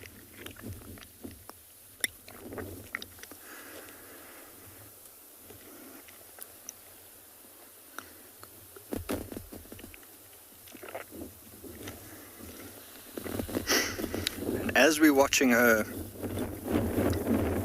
looking straight at us and chewing, interesting to note how she hasn't eaten anything in the last couple of minutes, and yet has a mouth full. Giraffes, like cattle and a lot of other antelopes, are actually ruminants. And what she's done here is the leaves that she was eating just now, she's actually regurgitated them and is chewing them again. Look, you can clearly see that ball of the cud, we call it, on the side of her cheek. And she's just chewing that again to further aid the digestion.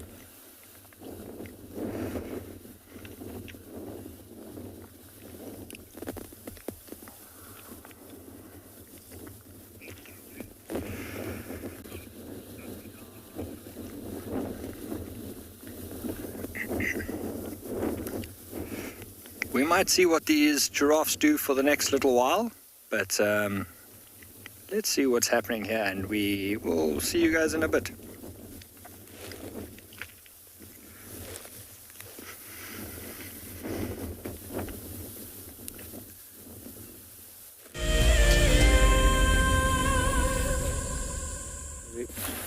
Starting to turn back. We're now heading back east. I'm actually tasting a leaf because Eva, our security, just grabbed a leaf and just started eating it, and it's literally the worst tasting leaf I've ever tasted in my whole life. This is from a spike thorn, and it's awful. I don't know why he did that. I'm sure he was tricking me, but anyway, don't eat a spike thorn leaf if you ever want one. I'll show you a spike thorn. Actually, there's one over here, just so you know what leaf I was busy eating. So the wind has picked up, and we decided to not make our way all the way to Leopard Dam because it's quite far still, and we don't want to be caught out in the wind and the darkness. But this is a spike thorn.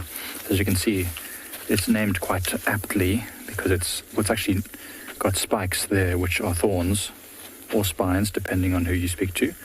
But in any case, they are viciously sharp and wonderfully protective. It's interesting. I don't know why they have these spines, because I don't think the leaves are particularly palatable. This is actually called a common spike thorn. You can tell because it's got this very rough bark there that you can see. It's been pushed over by an elephant in the past. The elephant wanted something from it. I don't know what exactly, because it's not very tasty. I just tried it. I can attest to that. But I suppose the spikes are now creating a suitable habitat for many other things. It's quite a hardwood as well, actually. I really wonder what the elephant was after. There are plenty more palatable and tasty things. Then again, I'm not an elephant. Perhaps my taste buds are different. But what is really cool, you don't get to look at it very closely very often, is all of this beautiful lichen that's growing on these branches. Lichen is a mutualistic fungus and algae that grows together. They can't exist without each other. Where there's not one, there will not be the other. And these are indicators of extremely good air quality.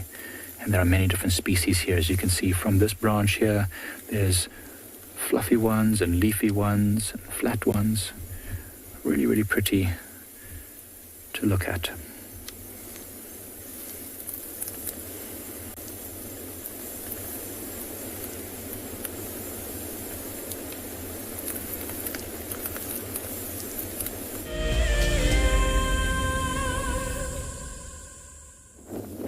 You're back with us here at andBeyond Pinder, and we've got these giraffe enjoying the afternoon sun here. We've got the little one who's just moved to the edge of the trees there. The other one is still in the road ahead of us, just moved off to the side, but unlike the others, still quite alert and looking around. It's quite interesting because when giraffe see predators, they don't alarm call like most animals do. When we are working with zebras or Ngala or impala, all of them would alarm when spotting or smelling an enemy, like one of the cats. But giraffe, interestingly enough, don't. And for many years it was always thought and said that giraffes are actually mute. But that's not the case. They do make sounds, mostly little grunts and groans, and very, very uncommonly. But they do have the ability to make noises.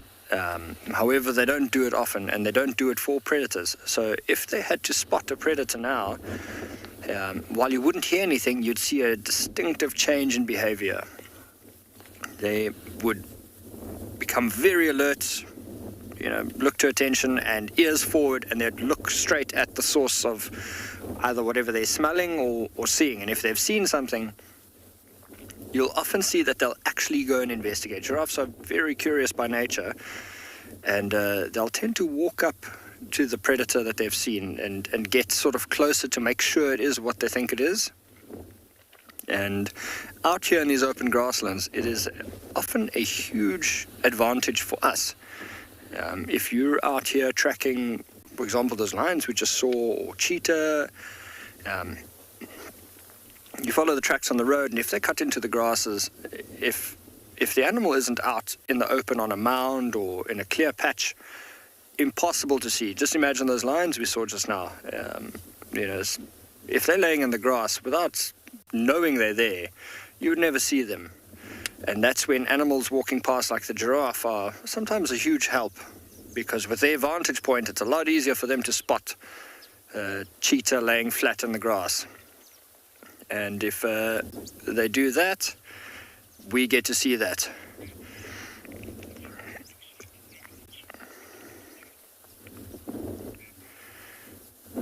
We have a question here from Rambo, if giraffe would defend each other against predators. Rambo, I don't really think so, if I'm honest with you. I have seen before that mothers will defend their youngsters against predators if possible, but that's pretty much as far as that social bond goes with them. Like I said just now, they're not a fixed sociable animal, so they don't have permanent groups, and they won't defend each other in that regard. They'll often join up for a bit of company, and safety in numbers is also a factor. More eyes to see predators, but in the face of danger, it's pretty much every man for themselves, and they'll tend to just scatter.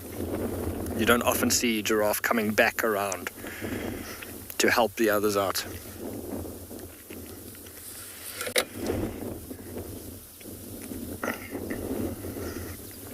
This little one over here is now covered in those oxpeckers again. So over here we have red-billed oxpeckers.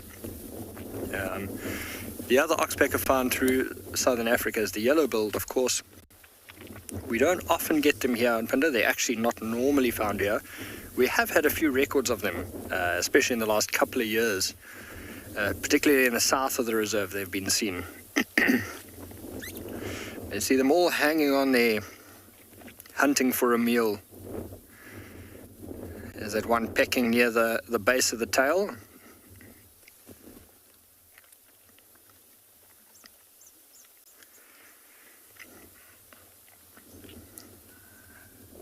And oxpeckers are really fascinating little birds because, as some of you may know, they're not actually after the tick itself. They are after what's inside the ticks, which is namely blood. And even though it sounds like a bizarre thing, the oxpeckers will often actively feed on blood. So they'll eat those engorged ticks off the animals, like the buffalo and the giraffe that we see here, and zebras and so on. But they'll just as happily feed from an open wound. And this behavior has been sort of monitored, and which is why we've gone from classifying a oxpecker as a sort of mutually beneficial bird, you know, where the giraffe would get the ticks removed and the oxpecker gets a free meal and they both win, to actually semi-parasitic, because while the oxpeckers do remove some ticks and to an extent can help the giraffe out, they will just as happily aggravate old wounds, and you'll often see them pecking at open wounds and actually making them worse. So at the moment, they're not causing that young giraffe any harm, and they're looking for a few ticks there in the fur. But if that giraffe had to have an open wound, a nice scratch on the back from pushing through trees or something like that, those oxpeckers would likely make it much worse by pecking and constantly keeping it open.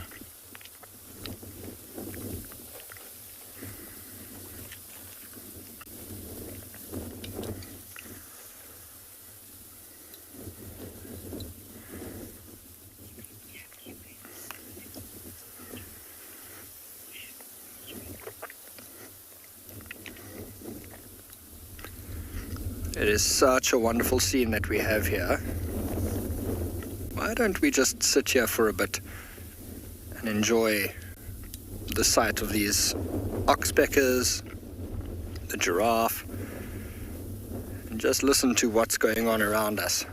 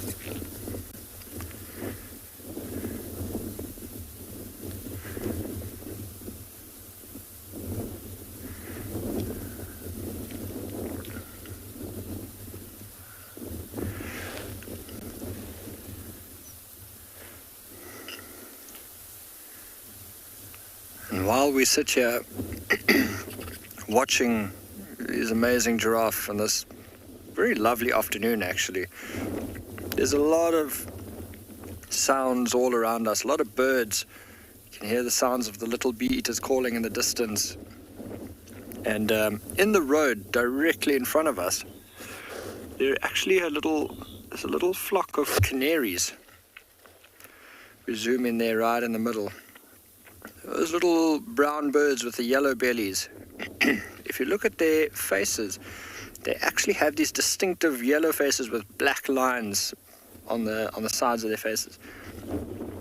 And these are yellow-fronted canaries, often seen around here in these open grasslands. And one of the really special birds of Pinder, and endemic to this region, which means that they're only found in this area of what we call Maputo-land, is another canary called the lemon-breasted canary. Similar looking to this, although they don't have those distinctive black lines and just a sort of small paler patch of yellow on the chest. And they can often be seen in this exact same area, favoring nesting in the lala palms that we see in this region. And it's always worth checking out these groups of yellow-fronted canaries, because they'll often be in the same area and sometimes even together. Some of the canaries have flown away as one of the giraffes has walked out into the road and chased some of them off. There they all start to go now.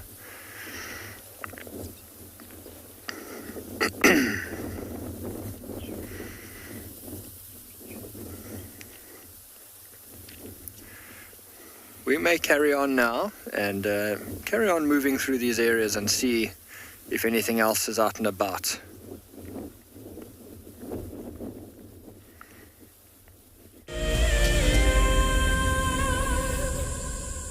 Here on WildEarth, we've been fortunate enough to watch our lion kings and queens grow up in front of our eyes. They've all become near and dear to our hearts. We cannot help but feel for them in their moments of struggle and celebrate with them in their moments of victory. We've been enthralled joining in on the hunt. We've spent countless hours watching them cuddle and snooze in the hot African sun. WildEarth celebrates our tawny champions on this important day, acknowledging the importance of lions worldwide. We cannot wait to see how their stories play out and what the future holds for the upcoming generations.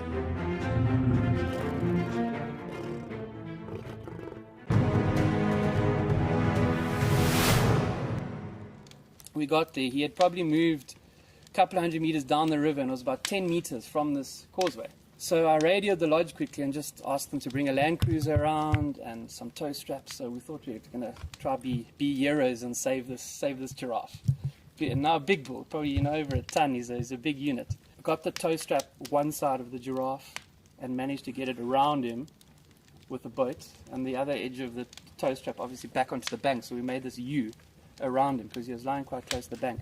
And we put that land cruiser in low range and we just gave it hell and pulled that giraffe, and the tow strap slipped up and we thought, oh no, it's going to slip off the top of the head, and it caught on his ossicones at the top. And that last 10 meters pulled him out onto the bank, and he battled. He was obviously quite weak and all that.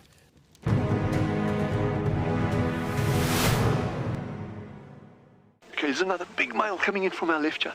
Another big male, look at this. This is the one. Now you're going to see sparks fly, guys.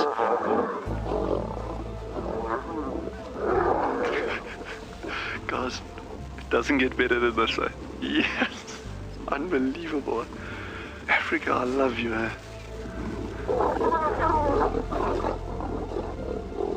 Expect the unexpected here on WildEarth daily.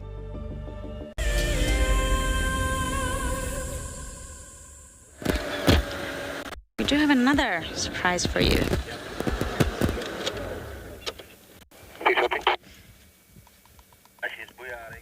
Dav, I think forward. I think there's a gap forward. If you just bear with us, it's been a tricky one.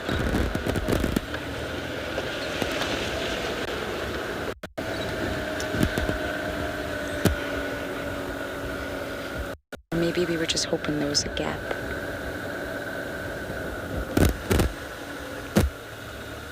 I can see her. Can you see her? Shasha has, I think she's going to go towards this turn right now. Shasha has grown. No, I'm only teasing. We now have his mother. We have Sabi. She is mobile. She's either going to pop out here. If not, we'll work it. There we go. And if you've never seen Sabi before, that's okay. It is Shasha's mom, who we were just with, who decided to go into a really intricate drainage line and we lost him. This is his mom, who now has a new litter of cubs, 2 of them. And if we get a good look at her face, you'll be able to see that they look really alike.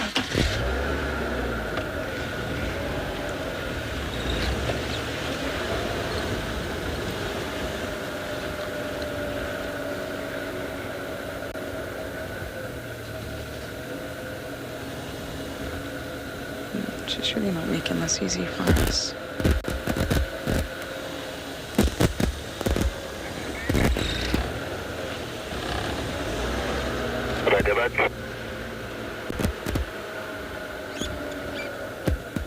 Apparently there's rumours that the cubs are on Chitwa, or at least very, very close to Chitwa, but I'm not honestly sure where they are.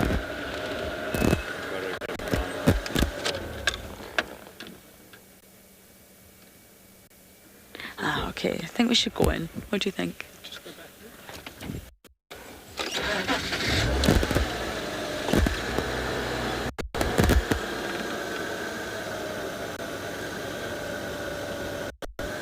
Let's try and go in.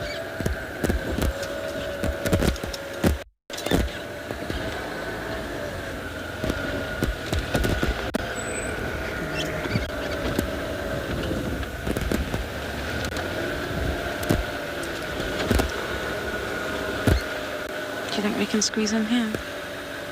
Let's try. You'll only know when you try.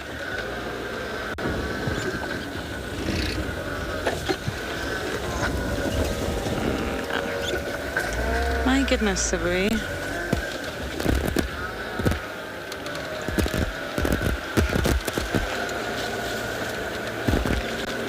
Okay. As soon as we get a better view, you will be right with us. But for now, over to Mike on Bushwalk.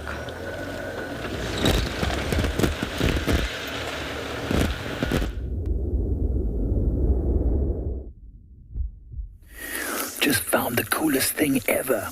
So we were just talking about earlier how these roads on Pridelands get dragged regularly so that they can, keep them looking good and proper and everything.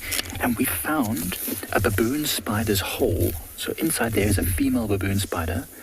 And if you look, you can see the silk surrounding the entrance of its burrow. So she has put silk all over it to try and stop it from collapsing inwards. Now, when they drag the tires over the road, it closes up the hole and lots of dust and things fall down. Now, what this baboon spider has done, look over here. You can see the tracks coming out of the hole, running all the way here, and this is what she removed from her burrow. You can see these little pouches are literally silk filled with sand. So she's basically spun silk all around the sand and carried it out like a little package. So she's literally walked all the way. You can see all these tracks, and she's left her little garbage pile here. Look at these little packets of sand. Check that out. That's literally so cool. I've never seen this before. It's my first time ever seeing this. And I mean, there's more baboon spiders here on Pridelands than I've seen anywhere else. Look, the tracks are going all the way out here. All the way down. Over here, it's even left something over here. What is this? I don't know, like defecated or something. I don't even know what that is. That's super weird. Let's move away from that thing. I don't know what that is. This is something really cool. And now this baboon spider female. I'm making Kurt laugh. This baboon spider female will have one burrow her whole life. That's why she spends so much time and effort to clean it when things end up covering the hole like this. So she will enlarge this slowly over time with her fangs and with her legs and spinning silk to accommodate the size of her body. So this is an average-sized baboon spider, I would say. Her body is roughly the size of that entrance. So I've seen them sometimes twice or even 3 times as large as that, which is a significantly sized baboon spider. And they're nocturnal.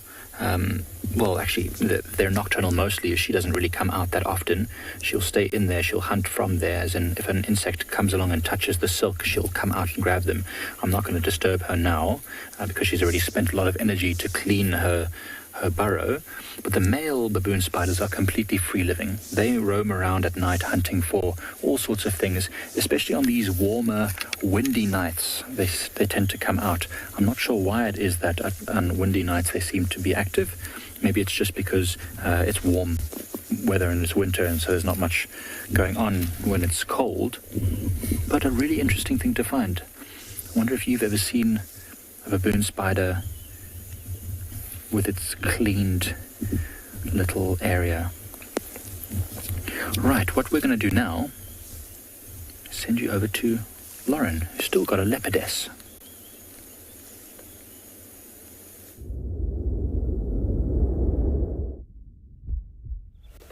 My goodness, everyone, this was a tough spot to get into. My brain just could not compute how to get in here. But we're in. And Sabi's flat. Isn't it so lovely to see her? This is a Leopardess, really. We only see few and far between. It's not a regular thing that we get to see her. Davi and I got really lucky a few weeks ago to see her cubs. 2 of them. And it's said that she's moved them just south of Chitwa airstrip. I really don't know if that's the case. But she's full. Someone's had dinner. Isn't she gorgeous? She still retains that pink nose, just like Shasha. I think they're incredibly similar. I really do.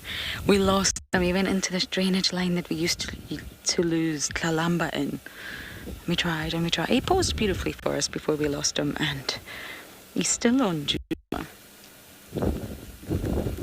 Right on the sort of drainage line, right next to the Wig's house. So to be honest, it's quite far into Djuma.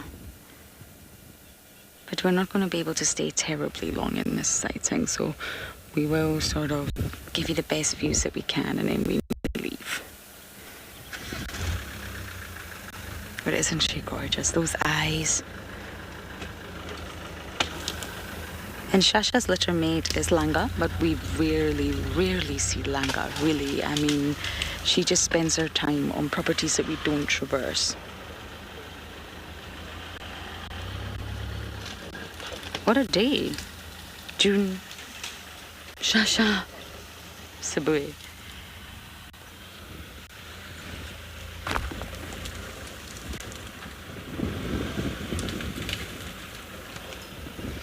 James Richard, you're saying Sabi has such a beautiful pink nose and face. She really is gorgeous. Distinctive, sorry. For some reason our comms on Chitwa don't work very well, which is rather unfortunate. But I am holding my radio up nice and high. Distinctive and beautiful face, yes. And pink nose. And I mean, she's just south of Chitwa Dam, really. Beside the tower, but already it's a busy sighting, so we won't sort of take up too much of the loch, but for now we can at least spend some time with her, and she's a very habituated Leopardess.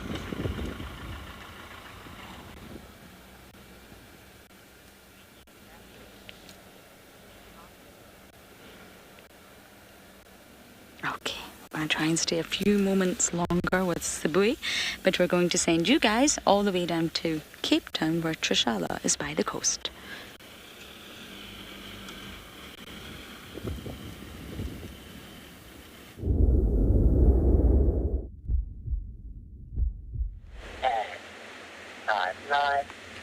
I am at the coast. Can you hear this wonderful sound? I'm here in Cape Town, like Lauren said to you, and it's me, Trishala. I've got Jandri on camera, and what you were just looking at was a lovely calla lily. Ooh, is that some rain? No, it's some sea mist. Is it rain? Lovely, a perfect embodiment of Cape Town. Beautiful flowers, beautiful vegetation, the sea behind us, and some rain. I promise you there was sunshine and not too long ago. Well, here we are looking at this arum lily, or maybe a calla lily, you may know it as. Really, really beautiful amongst the vegetation out here very close to the shore. We're here in Misty Cliffs, which is kind of between Scarborough and Kommetjie in Cape Town. The sound is beautiful, and it's a very interesting flower. This flower is one that's found in Africa quite often. In fact, brides quite long ago, I mean not too long ago, but in black and white photos and things, you'd see South African brides using these lilies in their bouquet. Now that yellow thing in the middle, that's called a spadix. So the way, how we call the different parts, or what we call the different parts of a flower when it comes to a calla lily is a little bit different, because obviously you can see it's a little different to normal flowers with several petals. So that's called a spadix, the yellow thing in the middle, and then the white bit, that is what you would think of as a big petal, is called a spathe. Now, often we like to look inside the calla lily or the arum lily, just as Jandre did, because you can sometimes find frogs in there. But this rain seems to be not working in our favor. I'm sorry, guys. We don't have rain covers just yet, and you came just in time, it seems. But while we wait to wrap up, I'll just tell you about this frog. It's called an arum lily frog, and it is sometimes found inside there, and it can be very pale, so it can hide very well, unsuspecting to the predators, as well as to its unsuspecting prey, all the insects. Anyway, guys, we're going to wrap it up here because of the rain, and hopefully we'll be back with you soon.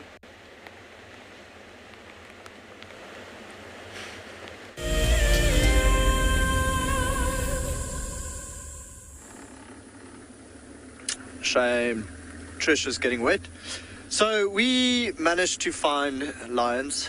We found the white dot lioness with her 2 youngsters, well, sub-adults now. Sadly, there was no signal, so we had to leave them. We tried to maneuver around, look for signal everywhere around them, but no good. So at this stage, we're actually on the search for stable signal areas. Joking. So the rest of the pride was also found not too far from here. We were just kind of waiting our turn to get back in there. So for now, just doing nice and slowly up and down, seeing what else we can find, what other fresh tracks are around. We did find tracks from our leopard. From the size and the area, it's probably Shitalala young male. It's still hanging around in the central part. We actually found the lion. So it turned out, because I was off the vehicle looking at the leopard tracks, and then we drove 100 meters further, and there were 3 lions.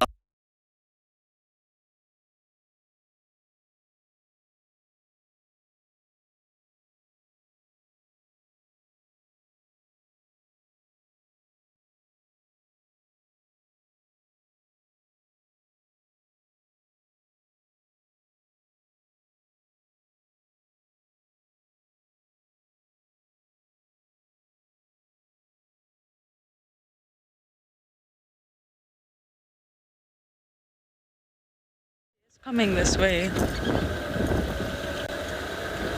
We are pulling out of a sighting, but we have got last minute views of this Leopardess. Oh, there we go. He's just gone flat. Sleepy time.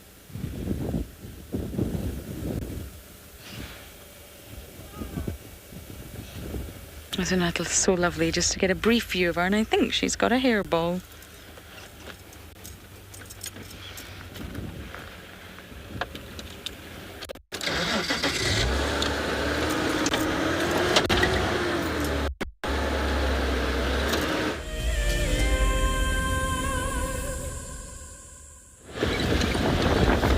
left Sabi. It's getting rather busy in there.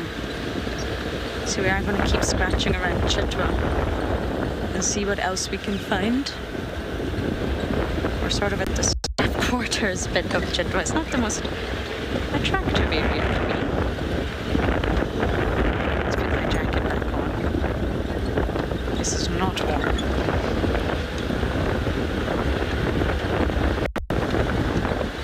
It's nice to have Sabi on Chitwa though, I must say. She's normally on little gharry or nets or vessels. Okay. We are going behind the lodge.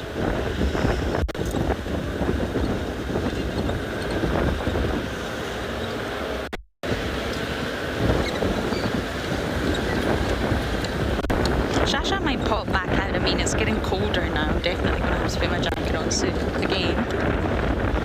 And he's probably going to come right down south from Twin Dams Road, so we may hang around again.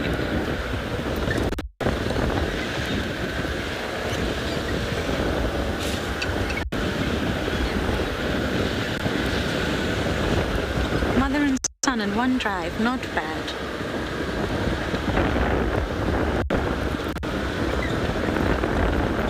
Okay, we're going to make our way to Chitwa Dam, see what we can find there, and we're going to send you guys over to Wade and Pinder.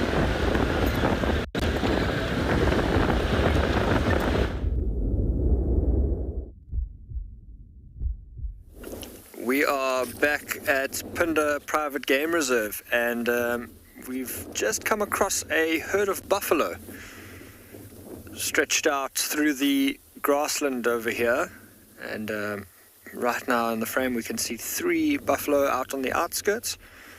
Tough to see from this distance with their heads down, but a little bit removed from the rest of them, and you'll see as we pan across quite a few of them stretched out there. It looks like quite a big herd. There were quite a number of them behind those trees as well. I would say we've got, and sure, even more to the right-hand side as well. There are quite a lot of buffalo here. I would say probably around 50 at least. Really nice to see them out in the open like this.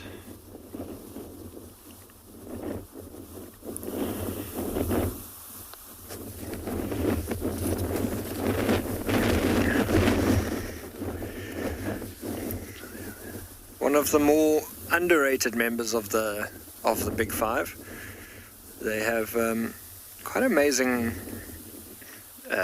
animal behavior within them, and even though we have these herds like this, you can often find them in small groups, big groups, and interestingly enough, as we go into this time of year, it becomes more and more likely to see bigger herds of the buffalo, because the way that this dynamic works and the sort of social structure is that you will have one dominant bull, and he will control a small group of females, and then of course if they have any youngsters they'll be included in that group as well. And each little family operates as just that, a family, and they are completely, you know, detached from the others, but being sociable creatures, they are always happy to join up. So as we've got this group of buffalo moving around here, you know for sure that there are distinctive separate family groups within this larger herd. They'll often intermingle, and the males may group together on the one side, but at the end of the day those bonds will always remain, and if they had to split up or separate, they'll do so in those family groups. Now the interesting thing is, as seasons change and wear on, the herds, the groups within this herd will often split up, move to different areas, essentially just following the grazing. So during the rainy seasons, the summertime, it's always more likely to see smaller groups of buffalo scattered because of the massive availability of water and food. They will travel around, spread out, and graze all over the place. But as the seasons wear on, and food becomes less available and the water becomes scarcer, it's actually more likely to see these bigger herds because the buffalo tend to congregate there where it's still, green and water's available. So sometimes you'll see herds as small as 20 or 30, and sometimes in the end of winter in these big open grasslands you can see herds of a couple hundred of buffalo, as all the buffalo in the region just congregate here where there's still a good supply of food and water. So while it is a random thing, it's just more likely this time of year to see these bigger herds like this. And it is such a lovely afternoon. They do seem to be slowly making their way away from us. There is a waterhole down on that side, and that section that they're in now is actually quite a marshy area, even this time of year.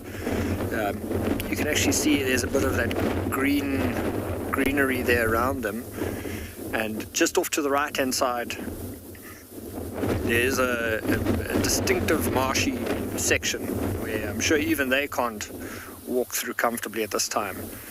So they may be following the edges of that marshy bit for that nice green grass, and could be heading down towards that waterhole just now for a drink.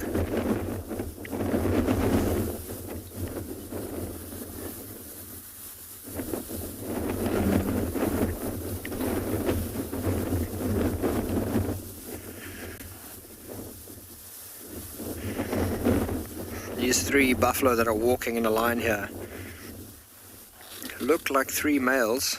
The one in front had pretty impressive horns as he had his head up there above the grass.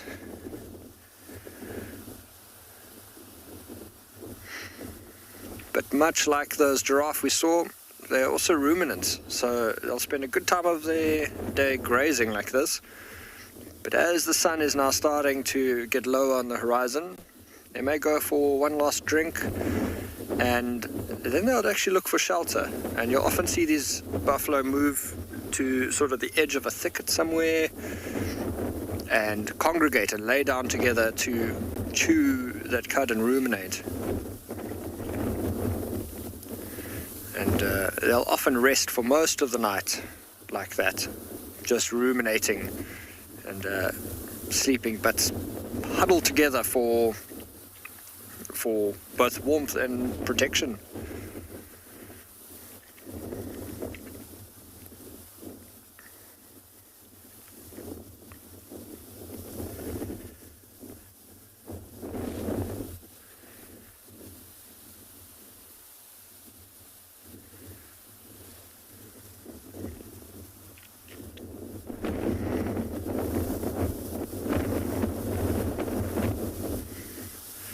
Slowly heading off. You can see how it's quite interesting how it seems to be very little movement, but as you watch, you'll see one move, then the next one moves, and then they slowly move along. And it's quite an interesting thing because the deciding factor in where they go, it's not actually the dominant bull that would be doing that. There's often a sort of hierarchy within the herd itself. And you'll have certain buffalo that we call pathfinders, and those females generally are tasked with choosing where they go, where they graze, where they go for water. And the pathfinders will usually be the buffalo that will consistently stay at the front of the herd, choosing the general direction. And as they walk along there, the rest of the herd will follow. And often in terms of rank as well, and seniority, sometimes the youngest or the least dominant buffalo within the herd will bring up the rear, because you can just imagine as they're walking along grazing, the ones at the back are the ones that are getting the most trampled grass and droppings mixed in amongst that. So you'll often have the older or more experienced and dominant cows at the front, and the rest of them at the back, and then the males just sort of interspersed and mingling. dominant males still staying within the herd, but if any of the older males get pushed out and exiled, they may choose to tag along from a distance to try and feed off that safety in numbers. You can just imagine this herd of buffalo like this is quite a formidable force for animals like the lions that we saw just now, a bit earlier. But one buffalo by itself is far more vulnerable than these ones over here.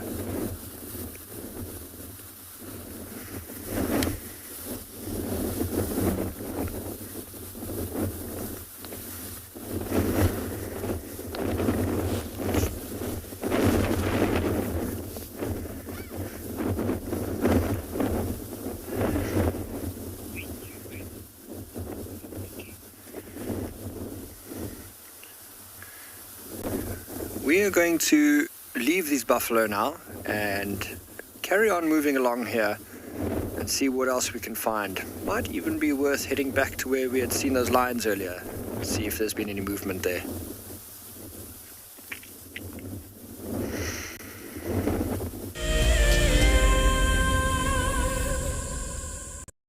Every year in August, South Africa marks Women's Month. WildEarth would like to acknowledge and thank all the amazing females who have worked tirelessly to share our nature with the world. We're gonna have to just wait, okay? She's gonna come out there just on my right-hand side, and she can see these impala. Now you've got to inhale it. It burns. I don't know if it's supposed to work instantly. Go, girl, go! Get her! Get her, girl! Get her! I'm so looking forward to following her story in the future. I'm really hoping there's two. I'm really hoping there's two. But you know, even if there's one, oh my goodness, everyone! And I get to share it with you. Isn't that extra special? I get to experience it and show it to everyone.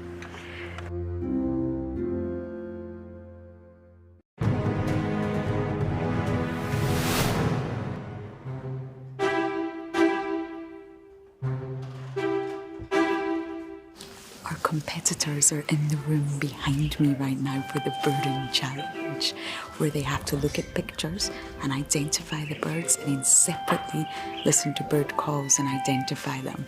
But it's not easy. This is going to be the toughest one.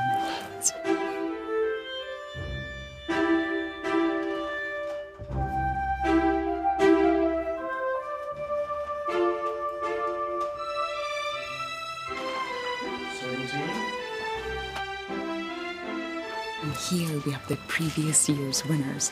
You can see they're trying to see if they can remember all the answers, and look at them taking a sneak peek.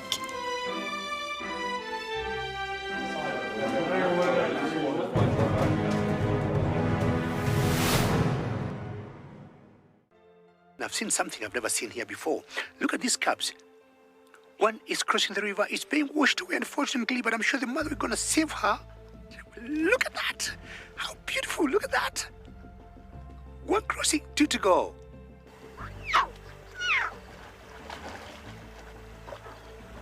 How cool is this? Expect the unexpected here on WildEarth daily.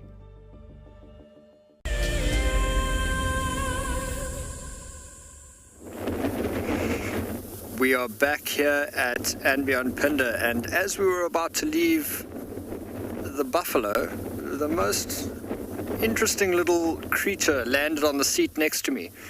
Whoop, and is just flown away. I'm so glad you guys got to see it, and a close-up of my hands at the same time. But it was this beautiful little moth. I don't know if you guys got a good look at it there, but it had that like really red color on the sides, the sort of creamy colored wings with those black dots on the side.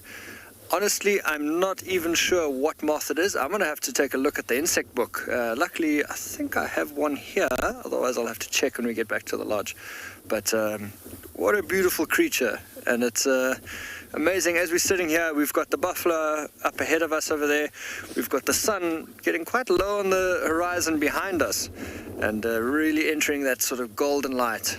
And but really cool that we cut through just in time to get a look at that little guy. with all these diverse habitats, there is so much to see out here. It's not always about the big hairies and scaries. The little things are just as entertaining.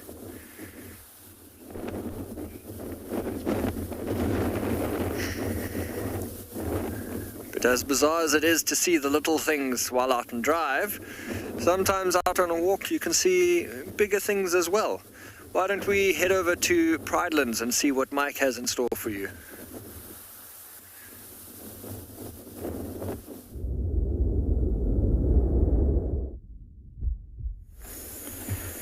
So we've managed to get very close to this family of wildebeest that earlier on was quite nervous of our presence. I'm very surprised how close we've been able to get. We're probably standing now 20 meters away from them, maybe slightly more than 20 meters.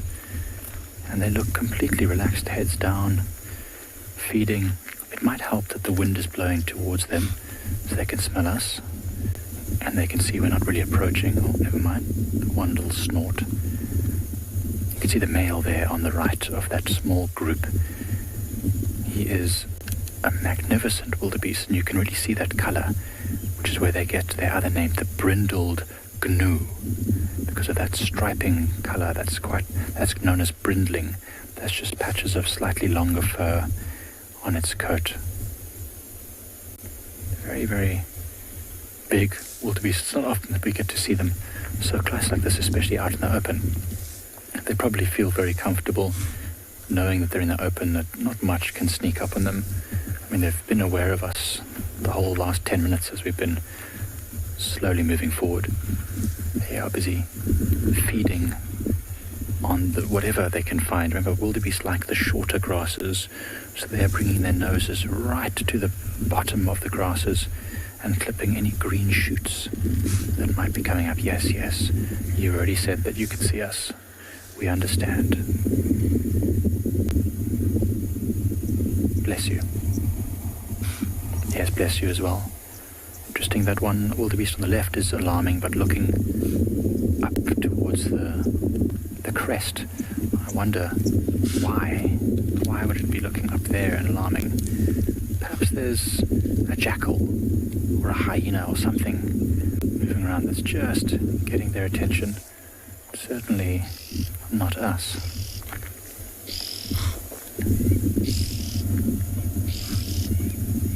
Bless you. Some oxpeckers coming in. There's another 3 oxpeckers that are going to land probably on that big male, or actually, never mind, not on the big male, on the other ones. Boop, boop, boop. There you go.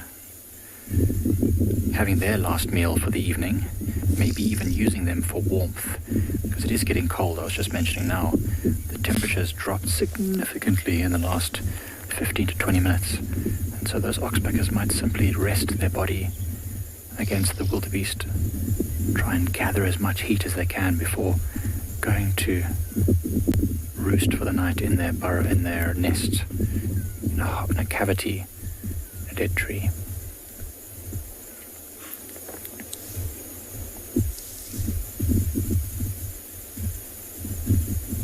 And look at that, the male wildebeest now has got an oxpecker climbing almost into its ear.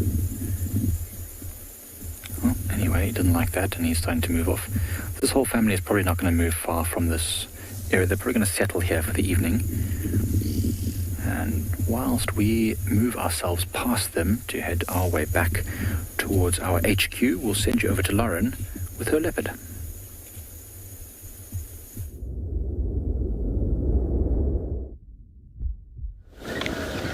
Back to where we started, everybody.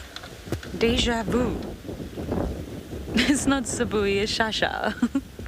This drive has been very discombobulating, but we're now back with Shasha, who was found not too far from where we left him, but he is a man on a mission.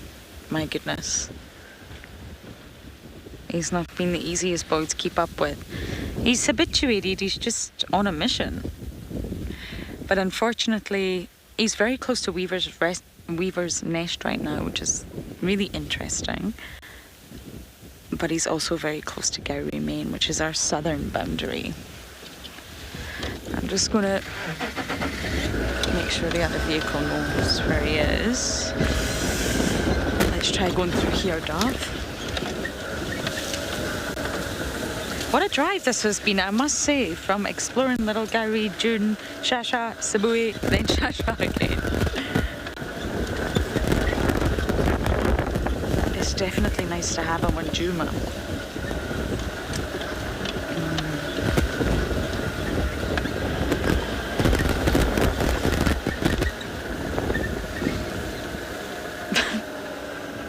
He's making this very difficult. I do apologize.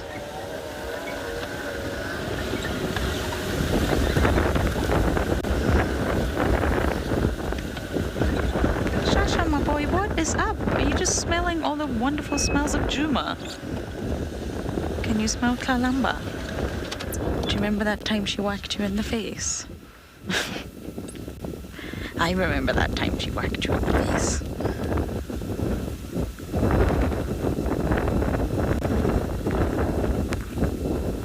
Is picking up as well, so it will really stimulate his sort of senses.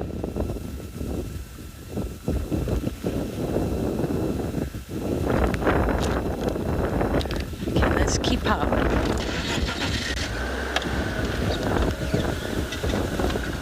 Do you know, if there's nothing that deters him, he may actually spend a bit more time in Djuma instead of going back to Little Gowrie. I would like that. Don't tell Polly I said that though. I've still got him, naughty.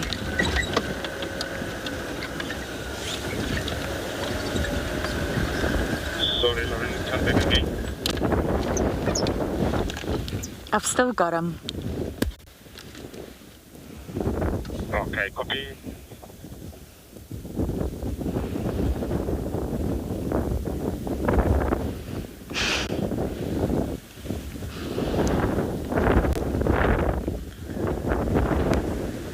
Okay, gotta keep up.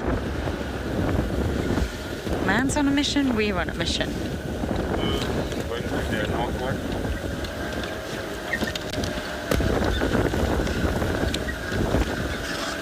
A firm keeps changing from west to northwest. Okay, copy. I'm gonna check the Botany's road. Copy, that's a good idea. That's a very good idea, actually.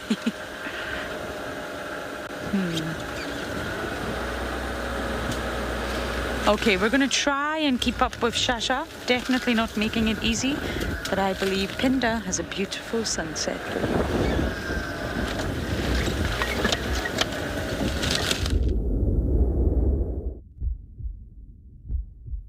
you. We are back here at Pinder, and the sky is doing magical things this afternoon. While it probably looks good everywhere, there's never something like a bad sunset. You do, however, get some incredibly extraordinary ones, and this is shaping up to be one of those this afternoon. And there's nothing quite as picturesque or symbolic of the African savanna like these flat-topped trees, the umbrella thorns, and these flat-crown albizzias. Really just induce that sort of nostalgia. And we have had the most wonderful afternoon so far, from the lions and the buffalo to even those little things like the moth and those oxpeckers. But the views just keep on coming here with the sunset.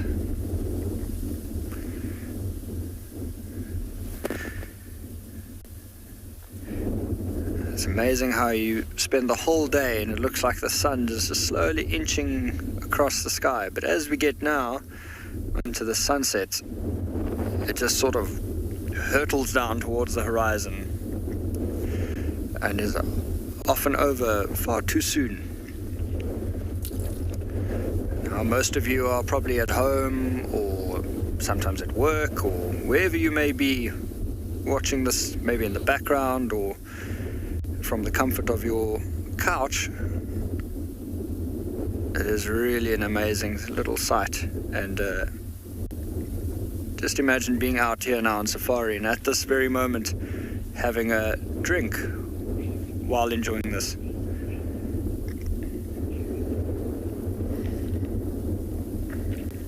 We have a comment coming in simply stating amazing, and you are 100% right. This is really, really an incredible sight. It doesn't get much better than this. And our African sunsets are really spectacular. This time of year as well, with our winter seasons, we often get even better sunsets this time of year, although they're always pretty good. But with the sort of increased dust in the air from the drier areas, it's more often now than in the summertime that we get these real red colors through the sky.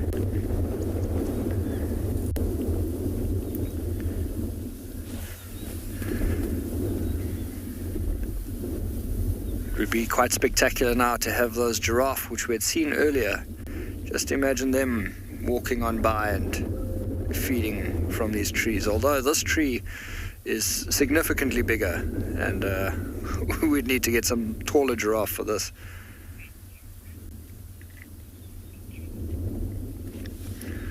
We're going to enjoy the sunset for a moment longer, and we're going to carry on our way.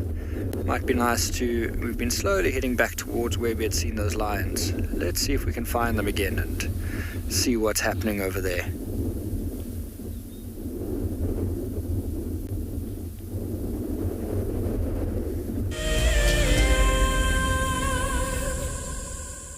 Beautiful little blossom here on this heavily cropped flaky bark thorn.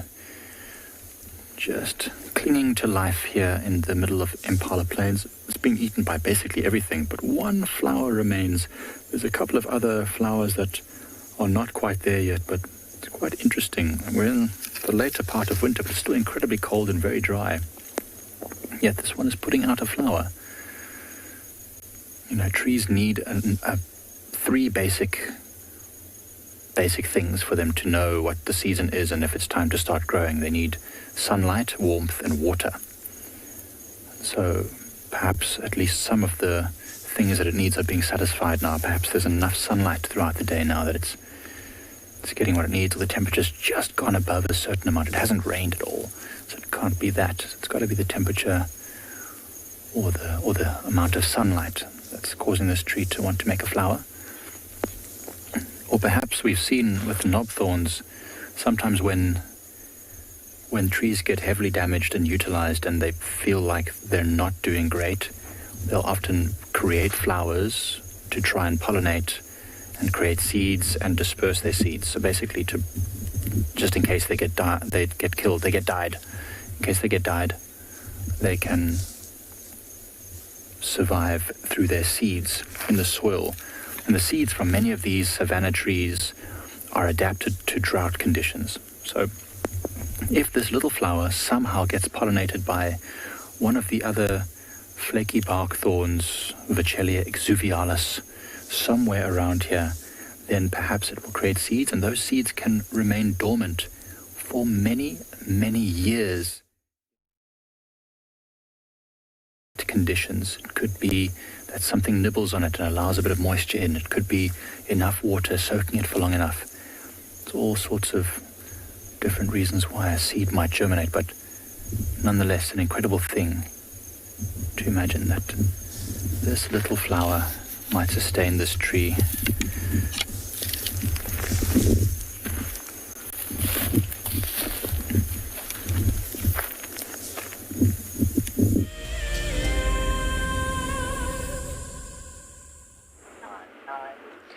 We're back, and true to form, Cape Town is now beautiful and sunny. We're not too far from where we were, just a little bit further towards Kommetjie this time, but really not very far from where we were at all. Hopefully it won't rain again, but you already met me, so that's great. So here we're on some of these sandy dunes, as dunes tend to be, and they're quite vegetative, which is awesome to see.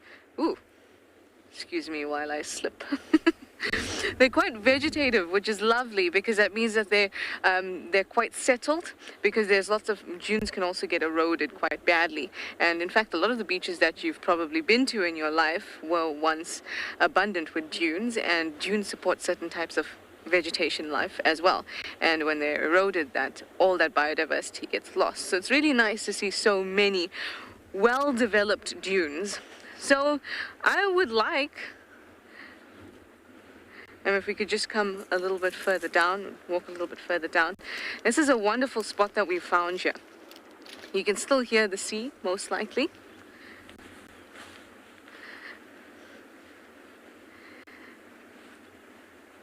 And we've also got a bit of a valley. I was about to say a drainage line. It's not. I guess technically it could be, but it's not. And we have a lot of this vegetation that I was talking to you about. Now this is a white bristlebush that we've got here. I mean, this one's a little broken off, but it's still very beautiful. You can see white flowers at the top and really, really firm little leaves, firm stems and branches.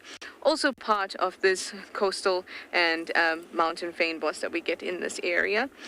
It's also very important for stabilizing dunes. So in a lot of places they use this exact type of plant and plant it on dunes so that they can rehabilitate any eroded dunes. There we go.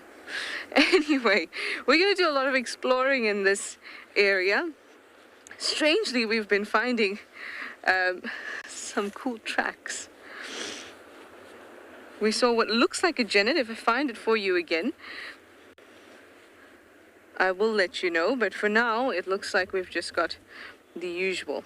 Looks like we've got some dog tracks just over here and over here. This would be domestic dog, not wild dog, if you were wondering. And oh no, my Egyptian geese. Of course I had Egyptian geese for you. How could I not? Nope, they've escaped. All right, so let me tell you a little bit about what we could expect to see in this area. So given that it is a really, really nice sandy bit and there's dunes, means that it's a little bit different from what we've been experiencing the last couple afternoons, which has been pretty much rocky outcrops on the beaches. So this offers for us a lot of vegetation, fynbos vegetation, coastal vegetation, and also offers great birding. So we saw a malachite sunbird a little bit earlier. Of course it flew off as soon as we put the camera on it, and we've also been hearing lots of wonderful bird sounds, and especially when the sunlight came peeking through after that rain, there was a lot happening. So we're going to go off and kind of have a look, see what we can find. I'm going to be quiet for a little bit. Maybe you can hear. I'm hearing little bits of chirps here and there. These are birds that I'm unfamiliar with that we'll learn about together.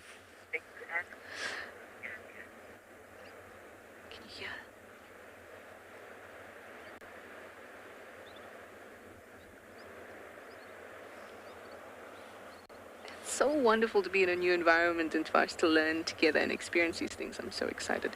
Anyway, let me send you back over to Andrew in Djuma while Chandra and I go about exploring.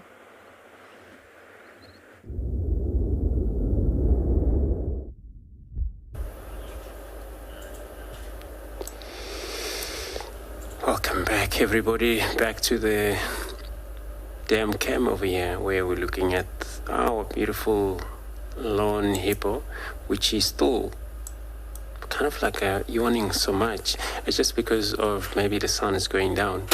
So in that case, you probably maybe later on move out of this watering hole, go for feed. But it's a usual way of a hippo, because they spend a lot of time in the water. The whole day would spend in the water.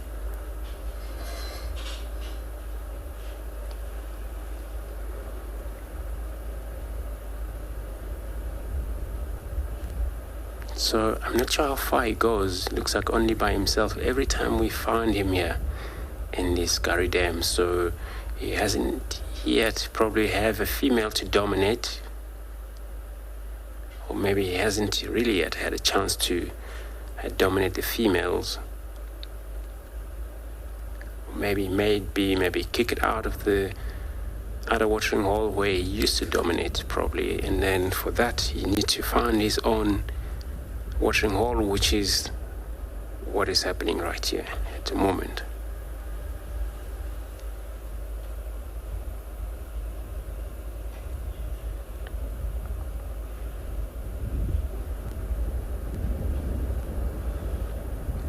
And then it was just so amazing just to see how he was actually slightly about to yawn for us.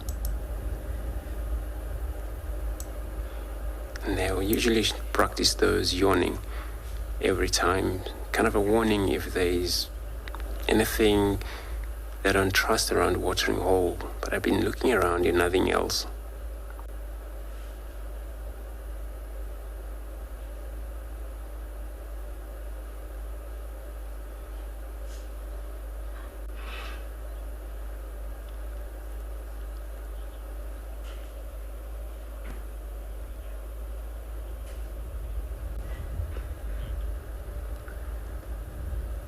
Sandy, you asking how far do hippo travel to find another watering hole?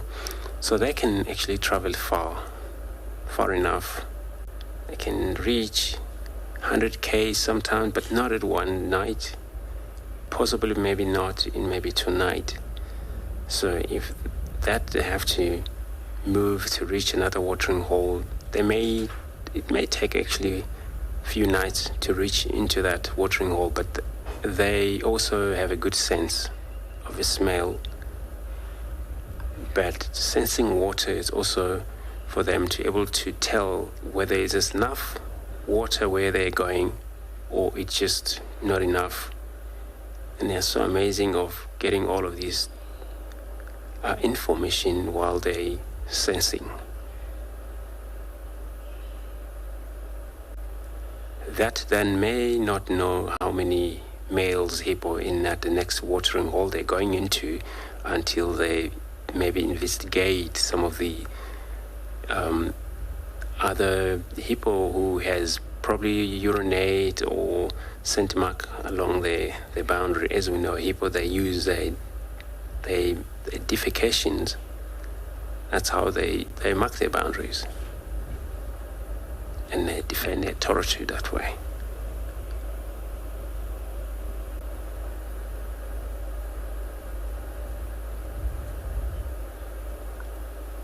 But he's lucky because Djuma, it's quite a few water hole, 4 different watering hole where he can fit in. Pebbleshoek Dam, Gary Dam over here, Treehouse Dam still have plenty of water, and Twin Dam also. It's another watering hole where he can visit those one. They're not occupied at the moment.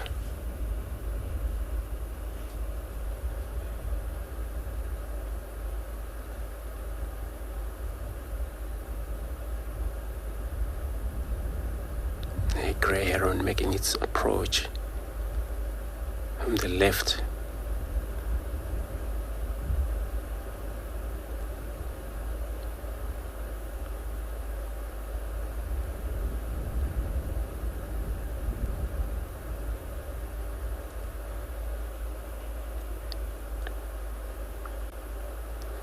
So I'm just gonna keep an eye to see if it's any of animal that may arrive to drink.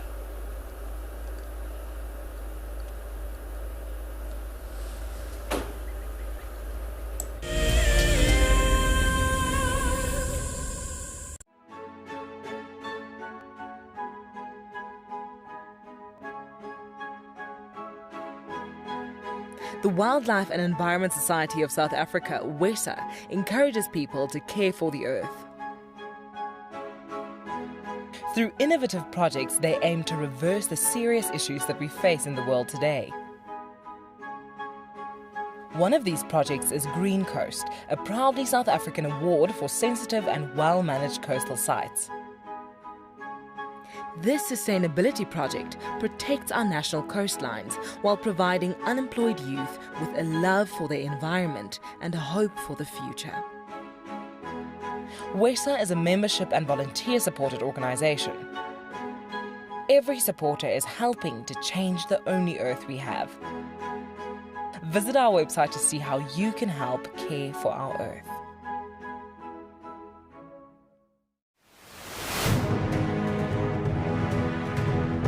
For me, the best part about being a guide is being able to live out in Africa's wild places and being able to share that with people.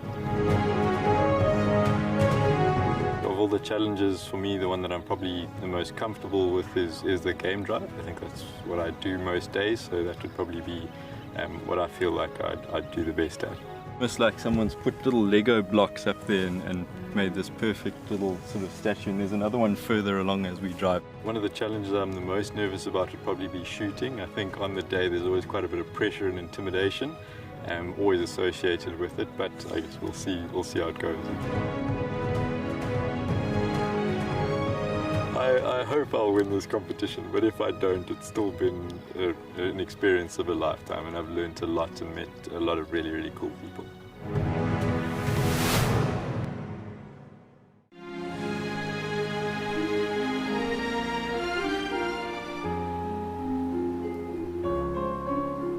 You are cheeky. That was a brave decision.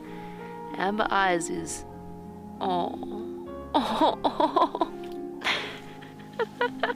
That is so magic. That was absolutely wonderful. Amber Eyes just gave that cub an enormous hug. Expect the unexpected here on WildEarth daily.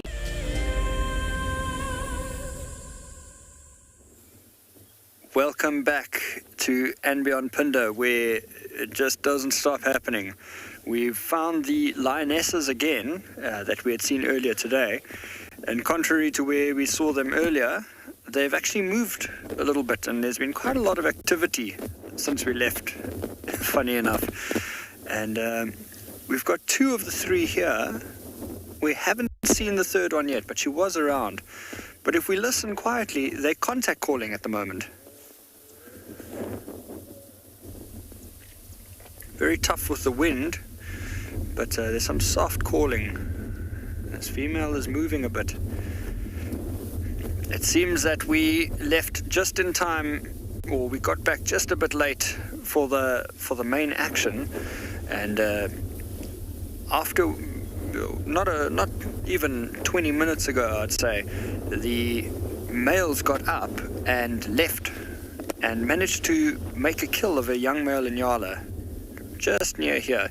There's a few other vehicles viewing that at the moment, and the lionesses apparently had chased a buffalo on this side, and buffalo escaped, and they are now still over here.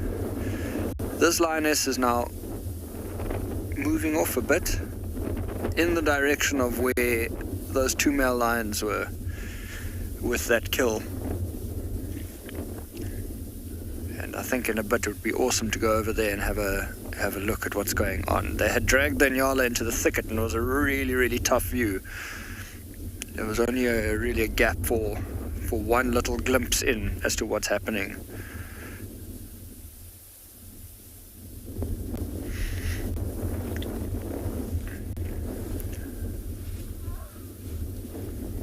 I don't know if you can hear that call.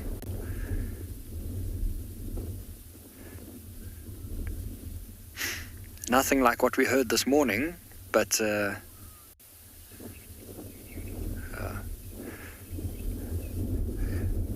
it's quite tough with all this interference from the wind and the grass. But unlike that big call we heard this morning, it's a much softer little grunt and groan. And usually they use that call when they're calling to another member of the same pride. And this one is quite vocal here. The one that's still sitting by the road, and there she lays down. The one that's sitting on the road hasn't moved, but has called once or twice. Not nearly as much as this one, though. I wonder if they're calling to that third lioness, because we haven't seen her yet, and she did come off in the same direction with these ones. So if we sit and wait a little bit, we might see that they either get back up and move around, or the other lioness may come and rejoin them.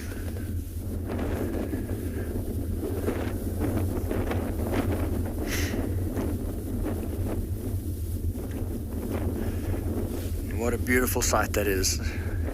See, we're quickly losing light now after that beautiful sunset. The wind is still going strong though. Hopefully within the next half an hour or so, this wind will die down. I can see now at the corner of my eye, the other lioness has gotten back up and is continuing to walk away. Heading straight towards where those two males are.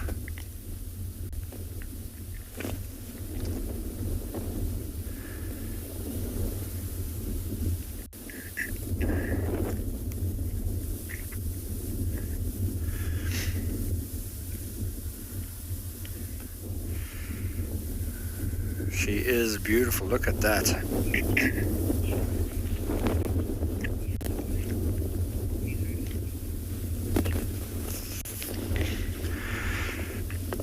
We have an excellent question coming from Candace as to how far a lion's roar could be heard from. And Candace, if you watched the show this morning, you would have seen that male and lioness calling back to the male's brother.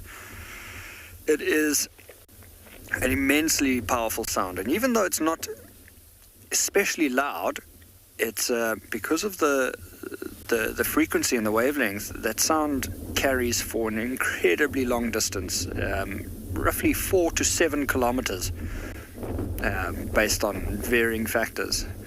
But it is a massive, massive distance. And in fact, even though these lions we've seen and this area we're in now is quite a ways from the lodge, during the night, the cameraman Glenn actually heard the lions roaring in the distance from the lodge itself. And if you had to drive, it's easily a 10-kilometer drive, but straight line would be about 6-7 kilometers. So it really is at the limits to reach from the grassland all the way to that lodge. Interesting to see how this lioness has now gotten up and followed that other lioness. Also heading towards where those males are. They know that while the males are on the carcass, they won't be allowed to eat at all, because the males, being the dominant ones, will be the first ones to eat, and only once they've had enough will they allow the females to join.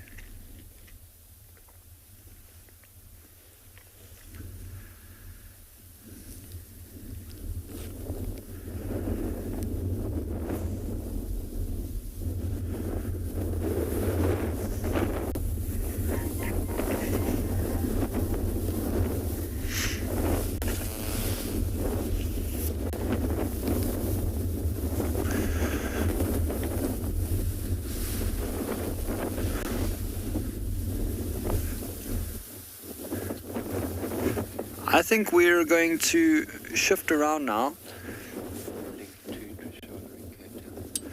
While we try to reposition to get another view of these lionesses, why don't we head across to Cape Town and see what Trishala is up to on that side?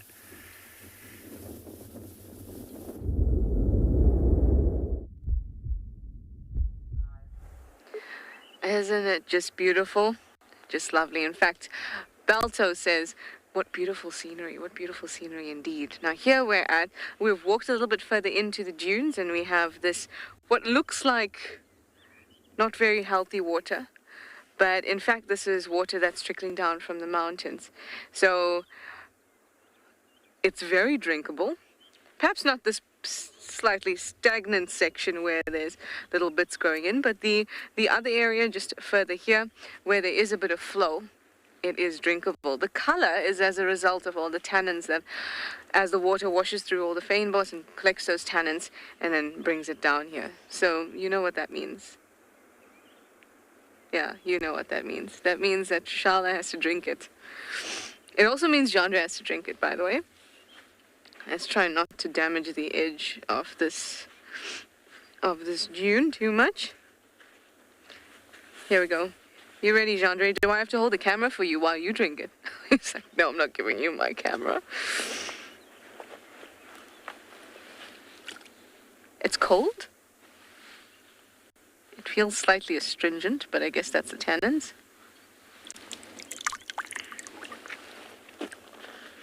It tastes lovely. Oh my goodness, it does taste lovely. This is wonderful.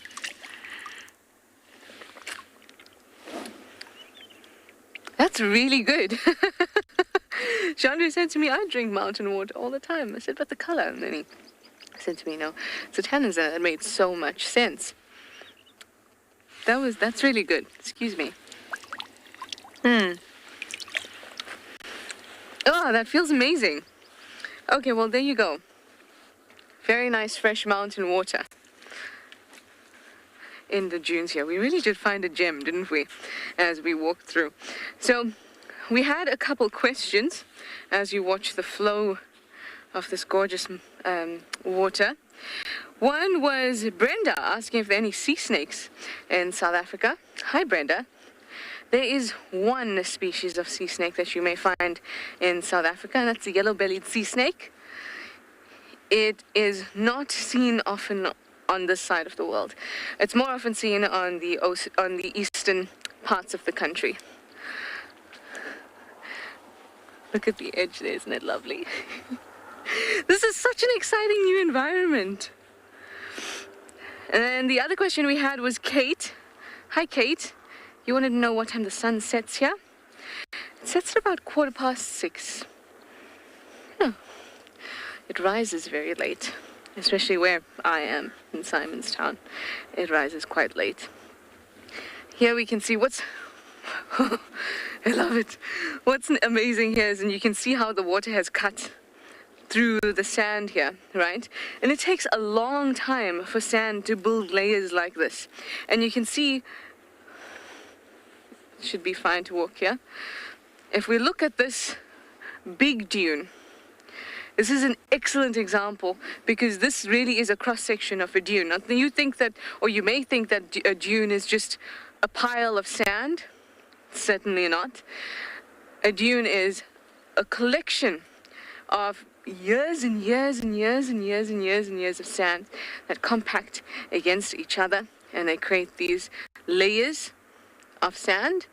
And you can see exactly how a vegetative dune creates quite a structurally sound dune and prevents erosion, at least for the most part. But what is a very, very, very powerful eroder, I'm sure you all know just what I'm talking about. I just drank it. Water. And that's what's happened here. It's so easily cut through these dunes, the one we're standing on and this really tall one that we were looking at. But it's nice to see how the root systems of so much of that vegetation get right down in there, and they manage to stabilize the dune. Anyway, so busy talking. Then I didn't hear where I'm going to send you, but I'm going to send you away from us. We're going to continue to explore.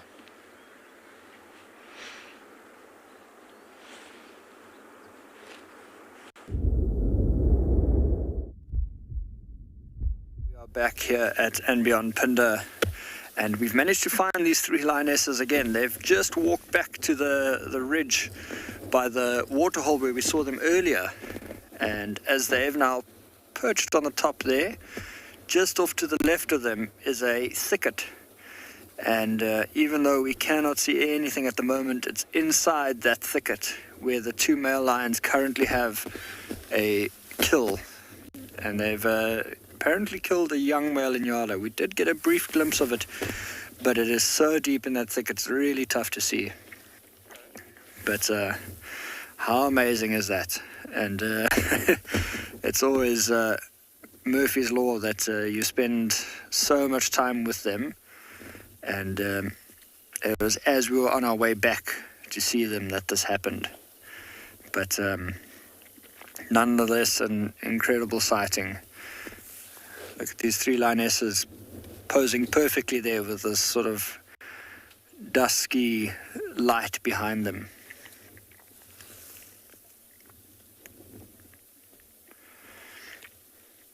And one on the left still yawning and grooming. Look how she's grooming there. And getting up a bit. Ooh.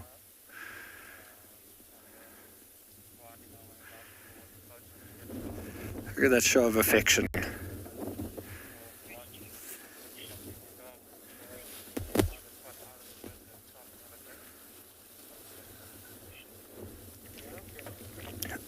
We have quite a strange question, quite a funny one coming through from Rochelle, asking if I think a lion could survive without its sense of smell. Honestly, I can tell you I've never ever considered that, but you know, I think it would. Out of all the senses to lose, that's probably the one that they could do without. It is vital for them, you know, in a day-to-day life. But I would argue that it's not as essential as sight or sound. A lion that's unable to hear anything would not be able to hear any predators in the area, any sense of danger. And much the same with sight. We know full well that animals don't survive if they're completely blind in the wild. But without the sense of smell, while she would not be able to follow the scent of potential prey or avoid areas where predators have, you know, scent marked other predators, but you know, perhaps it would be one that they could do without. So I'm not sure. Yeah, we don't have any recorded cases here of our lions catching COVID and losing their sense of smell, but you never know. This lioness has come down to the edge of the thicket now, perhaps trying her luck to get a little bite there. Those males will be fiercely protective in the beginning, but as they fill up, oh, you can see the tail of the other male there. Oh, look at her playing a bit there. I think he may well have eaten a little bit and had his full. As we saw earlier, he was already very full. He had that big belly. So it wouldn't have taken much for him to fill up even more.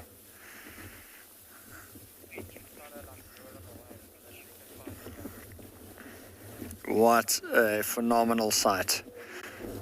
We're going to stick with them for a bit and see if anything interesting happens.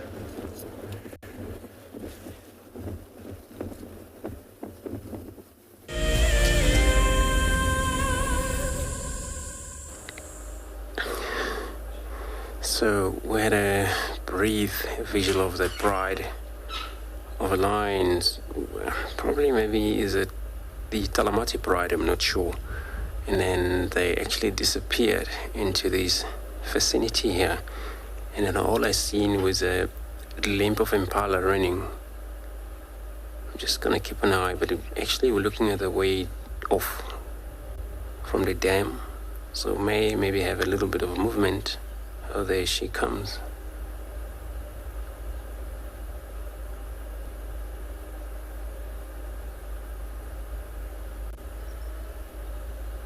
So maybe they were very close to that impala there. It's not going to be great visual because we actually zoomed enough further up.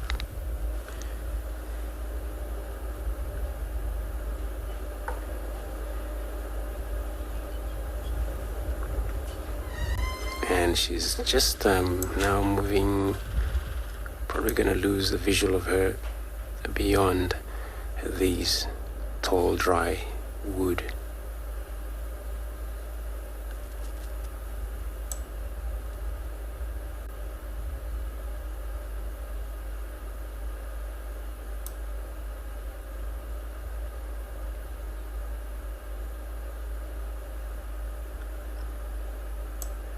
Let's try if maybe I can still see them, but sure, they doing their things. They didn't actually even drink at all. They just move across into that area.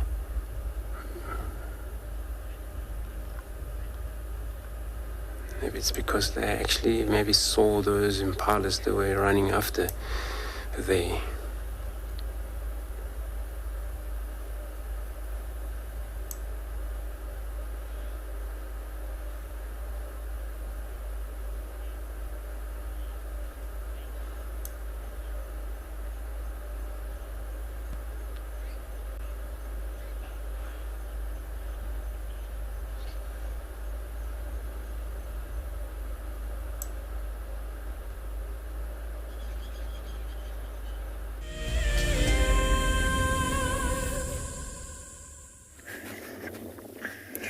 We are still here with these lions up on the ridge here on andBeyond Pinder, and as the sun is setting, it is just getting more beautiful by the minute to see these silhouettes. We have the 3 lionesses up there, and the 1 male has come out and joined them. You can see him just laying there, grooming a little. His brother, the other one, the bigger one actually, the one with the thicker mane, he's currently still inside feeding on the carcass. And you can see the lionesses, this one especially on the right hand side, very intently looking down at the thicket over there. She desperately wants to get some of that meal, but she knows until the male allows, she won't have a chance to get in there. And that's just the way it is for her, unfortunately. Once he's had his full, then the females will be allowed to help themselves, and they'll be able to eat what's left. But most likely we'll have to hunt something else again in the near future, because for one young Ngala, you can imagine between all these lions, it won't go very far, especially when it's these 2 big males feeding beforehand. Although the fact that they're so full might count in their favor.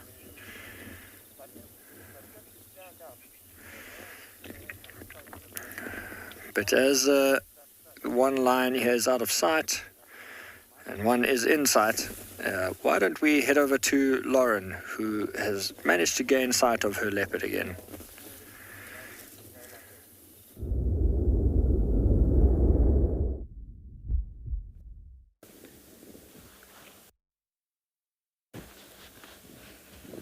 Mission, he went into the drainage line, which is actually east of Treehouse Dam. It's not a drainage line that the car can get into. So we have been sitting up on Treehouse Dam wall, which is actually really beautiful right now. Pink. The sky is awash with the most gorgeous colors, waiting for him to pop out. And he popped out. I absolutely love it when you're trying to predict what an animal is going to do and it actually doesn't, because very often it doesn't. So he's at Treehouse Dam now, everyone. He's covered a very large portion of Djuma.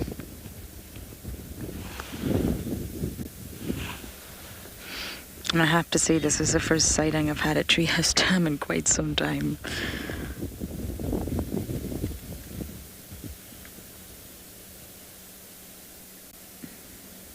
Isn't it just beautiful? You know, all leopards have that white line under their eye.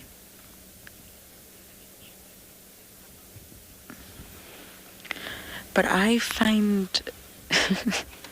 Shasha's particularly prominent. I know they all have this white line, but I find his very, very obvious. I don't know if I'm the only person that sees this, but I find he's got an extra layer of eyeliner on. Sky Nova, absolutely. All the time. Especially Marib's. Well, Shasha came to the vehicle earlier, but I don't think it's really to check out the vehicle as such. I don't think he's curious about the vehicle. I think they're just extremely habituated leopards, and they are completely familiar with the vehicle. They're not worried. They don't think that it's going to hurt them. Going to go into infrared? Infrared, here we come. And they know the smells and the sounds, are used to it. So sometimes I think leopards, this is what Marib's was doing yesterday. He was using the vehicle. Look at this, that's Finotti's vehicle. He was using the vehicle to hide from the impala.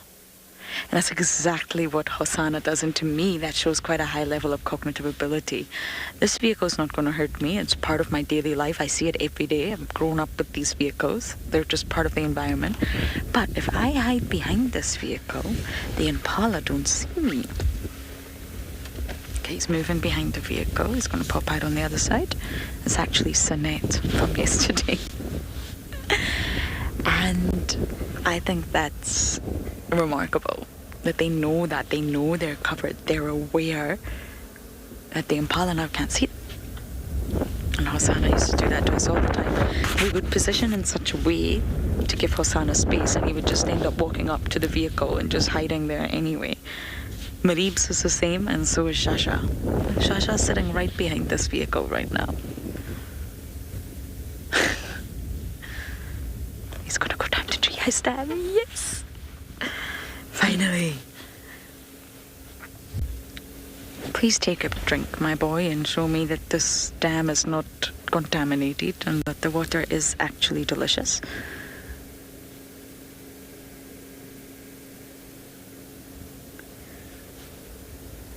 Look at that physique. He's getting big.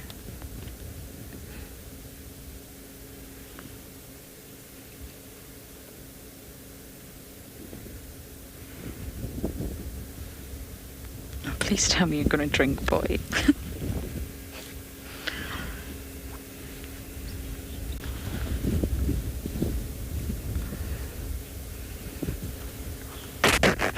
Yogeshwa, they do have very, very sharp claws to help them climb trees, but their claws must constantly be kept sharp or they'll be rendered useless, really. They can't get blunt like the domestic dogs do or hyenas do. They need to stay very, very sharp, and in order to protect them and keep them sharp, they keep them in protective sheaths. So his claws will not be out right now. They'll be inside the sheaths, and through muscular contractions, they're pushed out and you can see the claws, but they keep them really pointy, top-tippy sharp. Otherwise they would be rendered useless for climbing trees and for kills. They use their claws during kills. Okay, we're going to try our very best to keep up with Mr. Shasha, but for now, over to Wade with his lions.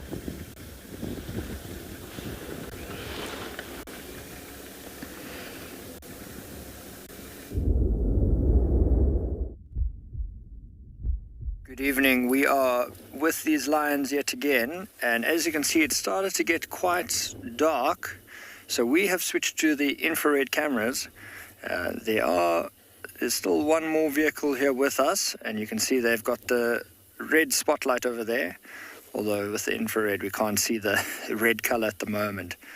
But both males have actually made their way out of the thicket.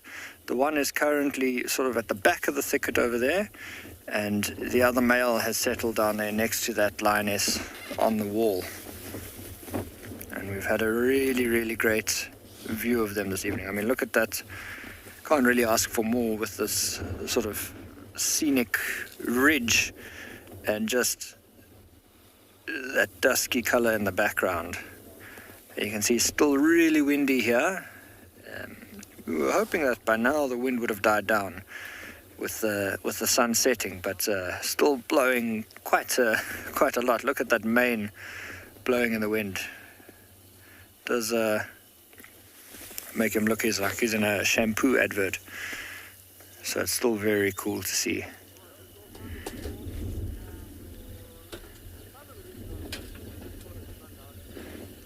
Look at that. After a big meal like that, now comes the cleanup.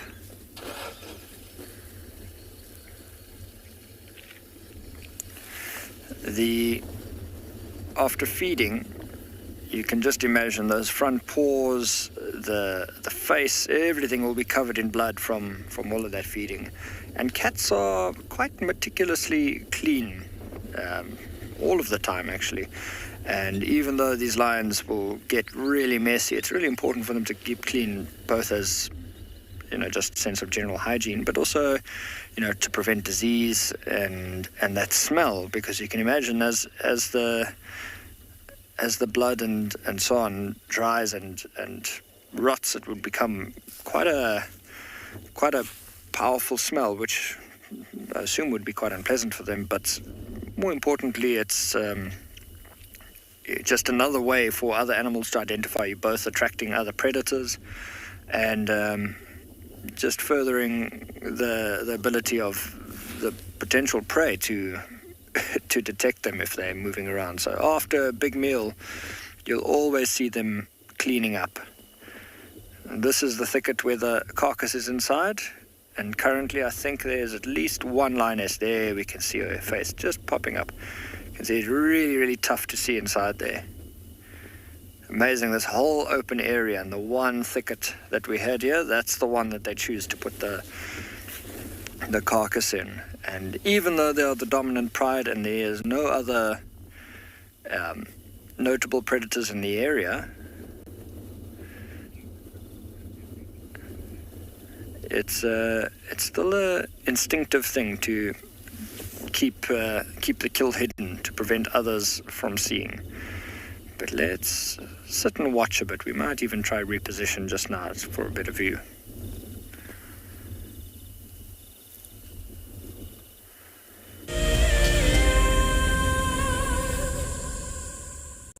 The Endangered Wildlife Trust fights at the forefront of conservation, across the vast karoo and sweeping grasslands, in remote pockets of forest, along road networks, across African skies, and in communities to conserve our wildlife and wild spaces.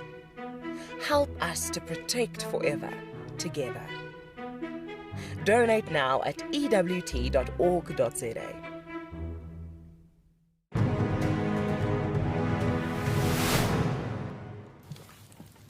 The scrap here collected a dry grass, put it next to the water hole as the hippo walks down during the warm of the day to drink the water.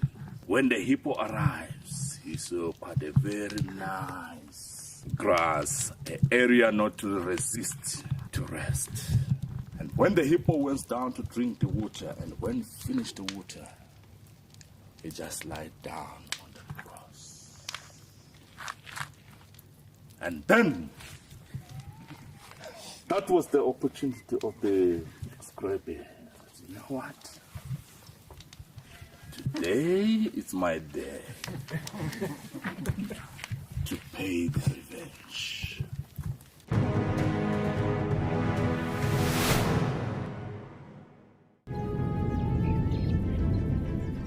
Oh, it's going to be in trouble now. Oh, this is unbelievable stuff.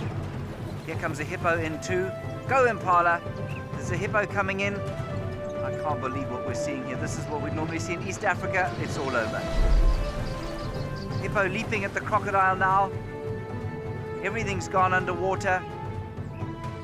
Expect the unexpected here on WildEarth daily. Delivering 6 hours of HD wildlife content live every day is no small feat. It's a massive team effort, and we all rely on one another. Cam ops have a bit of work to do in the morning, up nice and early, get all the checks out of the way, and make sure we're ready to go live. Helping others fall in love with nature brings meaning to what I do. It's also a lot of fun.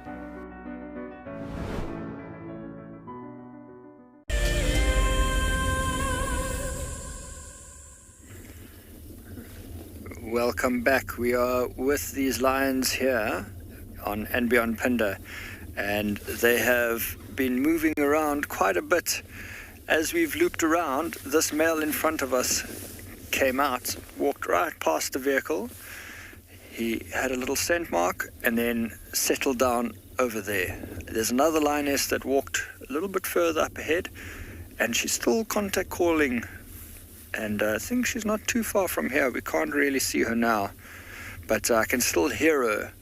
But it's really tough. It's still very windy at the moment, and it's really messing with the sound on the mic. But if we look up just to our right-hand side, we've just looped around. Here's the male and that other lioness. Now we can get a nice shot of him cleaning up those paws.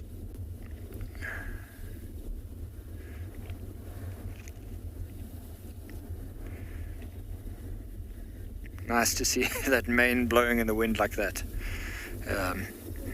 The carcass is still here on our right-hand side, well, just to the right of the lions. I have no idea how much meat is left though, and the lionesses don't seem too interested to go in there. One or two of them went in, but not for long. It is really dense in there, tough to get a good look. My suspicion is that there's not much left at all.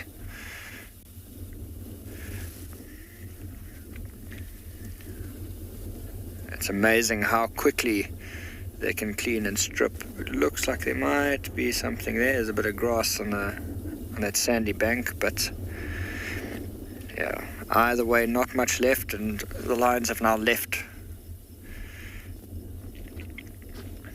While this male has rejoined that lioness and is grooming,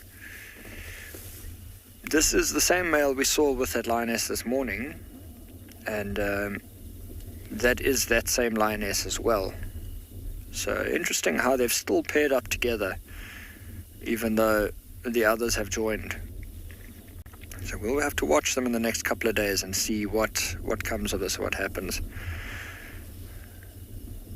But while they're sitting up on the ridge like that, the other lioness has disappeared down the road, and this other male has just settled down here, just off in front of us. And he's now doing much the same as his brother, cleaning up after dinner.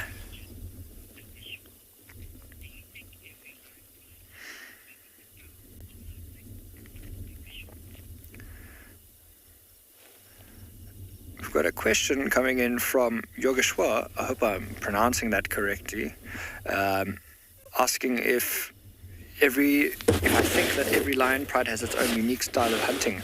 That is an interesting question, and while I don't think it's a sort of every pride is completely unique, I think that based on the different areas that they operate in, they will adopt different techniques. So a pride that would live in a much denser woodland territory or forested territory would hunt very differently to a pride that spends the majority of its time out in open grasslands like this, for example. The lionesses, you tend to see sort of a few different styles, but they, usually with a pride like this, you'd see they go out, move around together, look for an opportunity, and then the lionesses would try and flank whatever they are chasing. And usually one would sort of be the dummy or the decoy and flush the prey animal out and try and even chase it towards the other lionesses. Sometimes it's just a straight shot chasing it and running it down, and sometimes it's more of a stealth game, similar to what the leopard would do, where they stalk and pounce from a really close distance. Sometimes, like we saw here, it's just laying next to a waterhole and waiting for something to come up here, because that must have been what happened with this male Ngala, who met its unfortunate demise this afternoon, because all they've done since we've seen them is move to the other side of the waterhole. So they sat here the afternoon and didn't do much, and they literally waited for the Ngala to come to them. Nobody was here when they made the kill. It was only discovered shortly after, but I suspect much of what we had said, where the Ngala would have come from the woodland side, which is the side that they were at. Wind was in their favor, and I think he came down to the water's edge, didn't see the lions, at which point they chased him, and he would have run straight past along the side of the waterhole, and they caught him right here by this ridge. And you can see the result of that, a nice, very full belly on this male lion. It looks like a separate entity.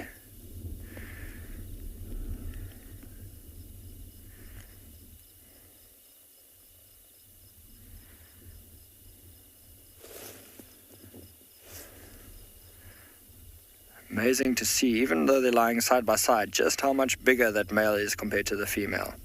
She's lying at a bit of an angle, but you can still clearly see significantly larger head and much longer body as well.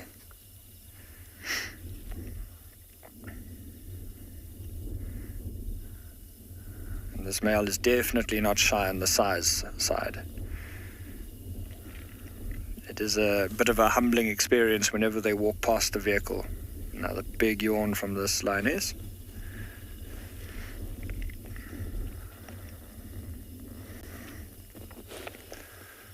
As we're sitting here enjoying this sighting, it's gotten quite dark now around. There's just a bit of light on the horizon still.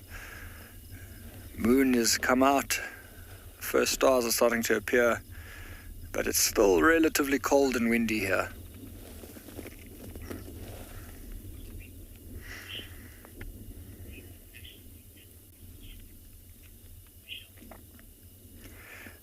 Michelle, you are 100% right.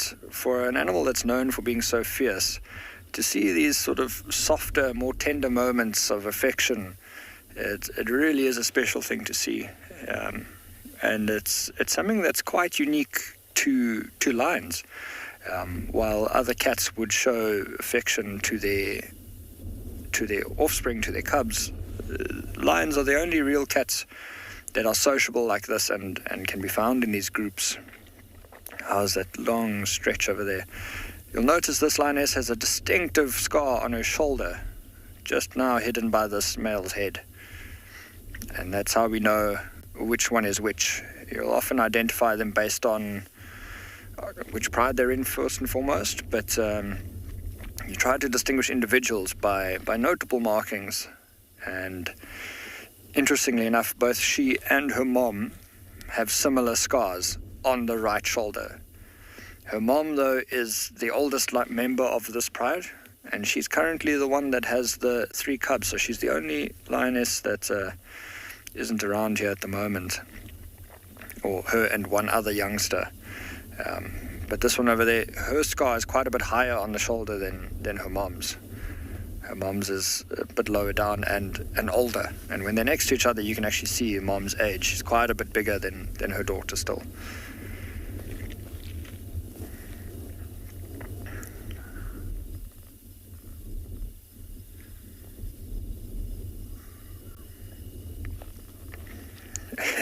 Big sigh as he repositions.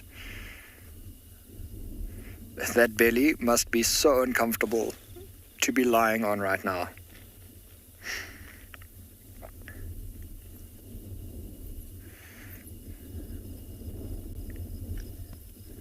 What a wonderful sight. It's always amazing to see how his eyes reflect in the light. It can sometimes be quite eerie. Let's see what he does now. He's looking for his own spot to settle down, perhaps. Yeah. Oh.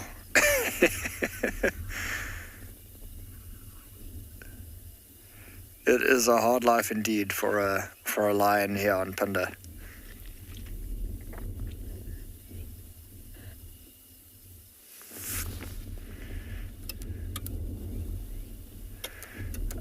And while these lions are relaxing here, his brother is still grooming in front of us. We're going to keep watching them and see what else happens, but we'll probably be back shortly.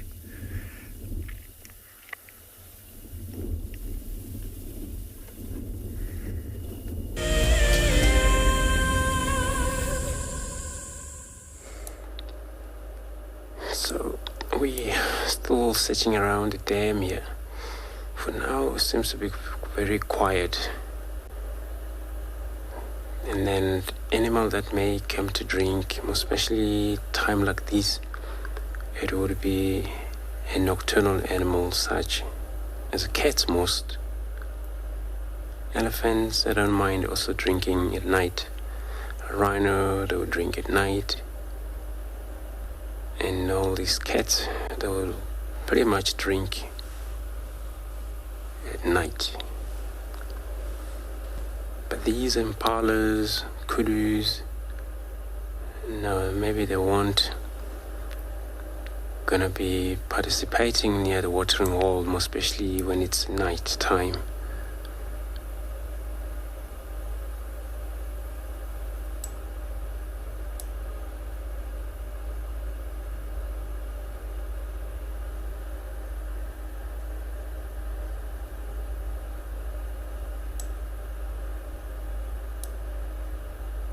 I was just actually hoping for these lions that have walked past here early on, that they may maybe want to return back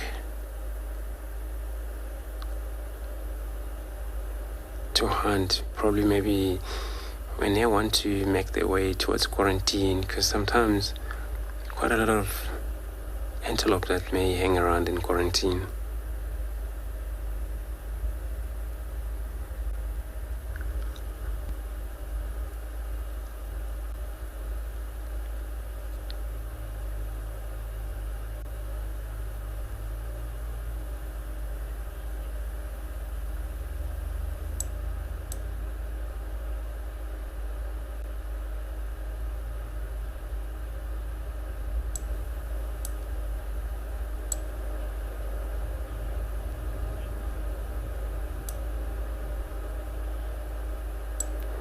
So keep checking around.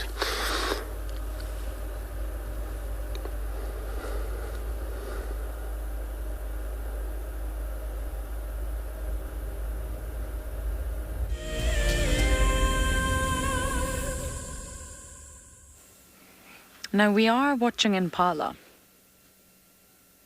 but somewhere behind those impala in the thicket is Shasha.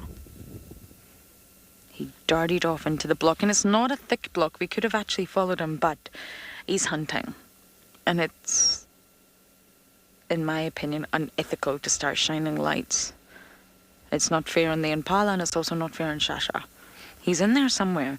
And believe it or not, I know lots of you like to know locations. We're on Philemon's Cutline Junction, Shibamo, so very close to the sort of core area of Djuma. I mean, not too far in front of us is Philemon's Dip, the junction with Taxon's Road. So he's really, I mean, if he keeps going west, he's going to end up a quarantine, sort of.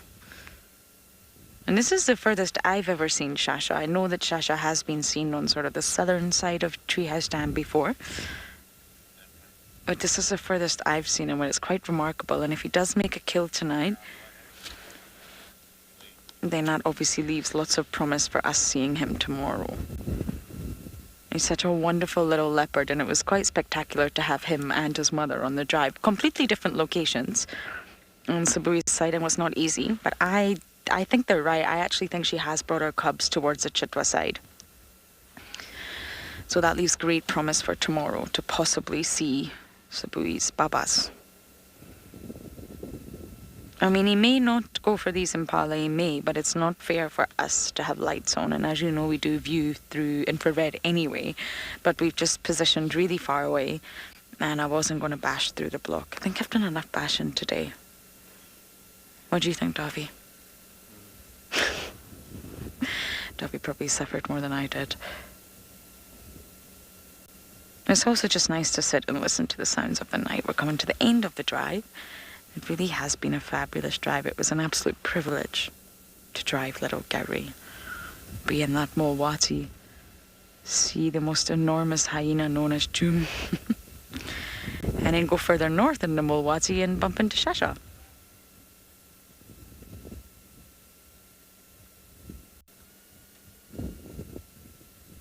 I don't know if these impala know.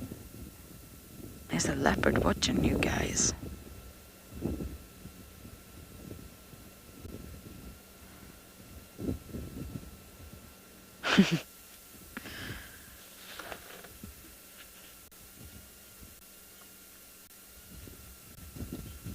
Debbie! My goodness, I went through a period during lockdown of just getting extremely lucky and finding a lot of leopards.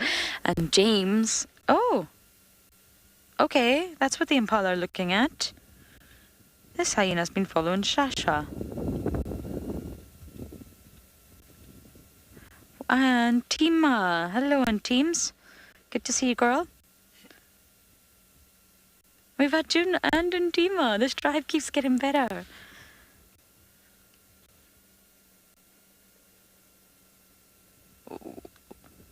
And Tima's following Shasha, I'm telling you. She's been following the scent of a leopard. This is not a coincidence.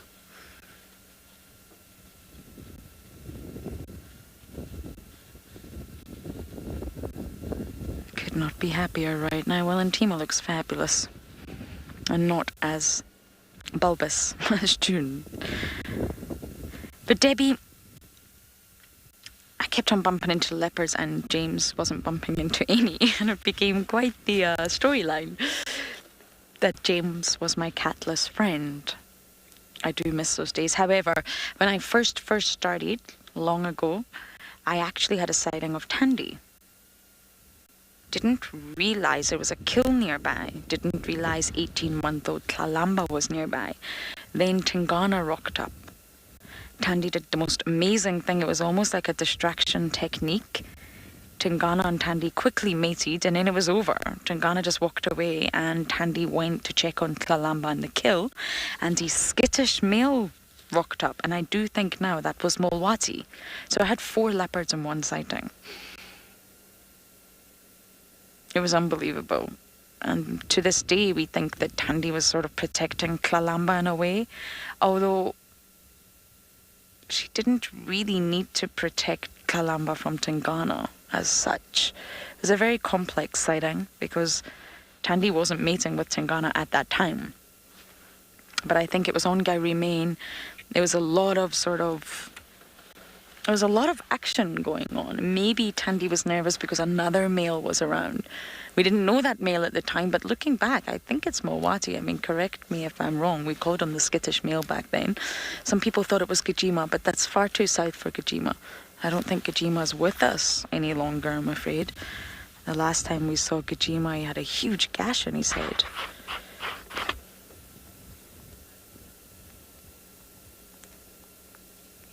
You're saying it's so nice to have some hyena moments. I know. I mean, we may as well follow Intima because I'm not going to look for Shasha. I'm not going to sort of put lights on in that block and find him. He's there. He's 100% there. We saw him going, but I'm not going to do that. So we may as well try and see if we can get another glimpse of Intima's bottom. But the Dune sighting, that was really something. She just kept covering herself and covering herself in sand. Good luck, Impalas. There's a lot of them. You never know, Shasha might get lucky. I'm sure tomorrow morning Andrew will be out and we'll tell him to check here. Shasha may be here. But if Shasha's really in Djuma now and he's not territorial, but if he smells around and he understands that, oh, there's not too many leopard scents here, and I don't smell a dominant male, I don't really smell trouble, he may actually end up spending a lot of time here. There's more Impala.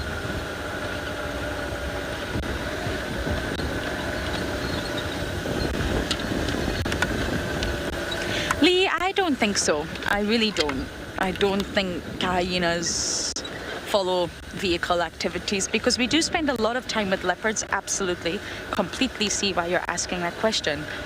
But we also spend a lot of time with nothing, looking at nothing, and birds and insects. So I don't think hyenas do, but they definitely follow the leopards, 100% follow the leopards. We saw a hyena, it was maybe in Djuma, sniffing out Shasha earlier. But I don't think they follow the vehicle. I think leopards have learned, as I mentioned earlier, to utilize the vehicles. But I don't think hyenas do. But you never know. I mean, they're remarkably intelligent. That's been proven by science.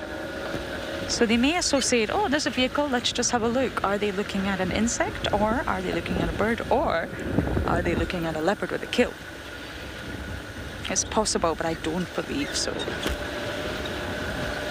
And I think it's because they're not using their vision. They are visual, but their primary sense is their chemosense, the chemoreceptors. They're smelling for chemicals.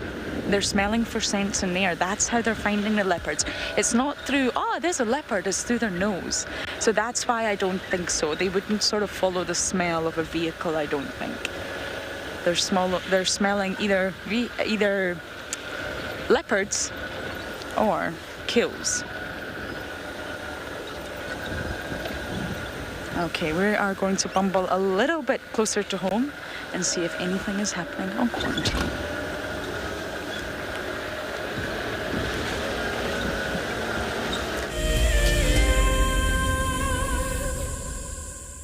Here on WildEarth, we've been fortunate enough to watch our lion kings and queens grow up in front of our eyes. They've all become near and dear to our hearts. We cannot help but feel for them in their moments of struggle and celebrate with them in their moments of victory. We've been enthralled joining in on the hunt. We've spent countless hours watching them cuddle and snooze in the hot African sun. WildEarth celebrates our tawny champions on this important day, acknowledging the importance of lions worldwide. We cannot wait to see how their stories play out and what the future holds for the upcoming generations.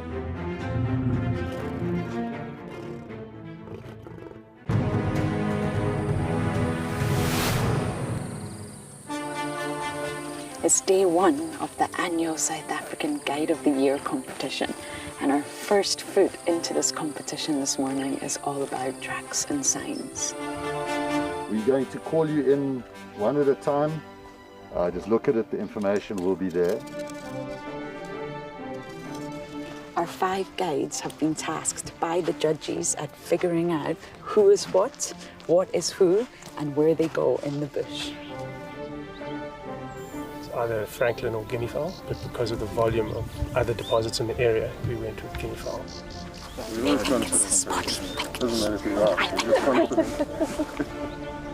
Detailing the surrounding that you need to look out for tracks. The details is very important.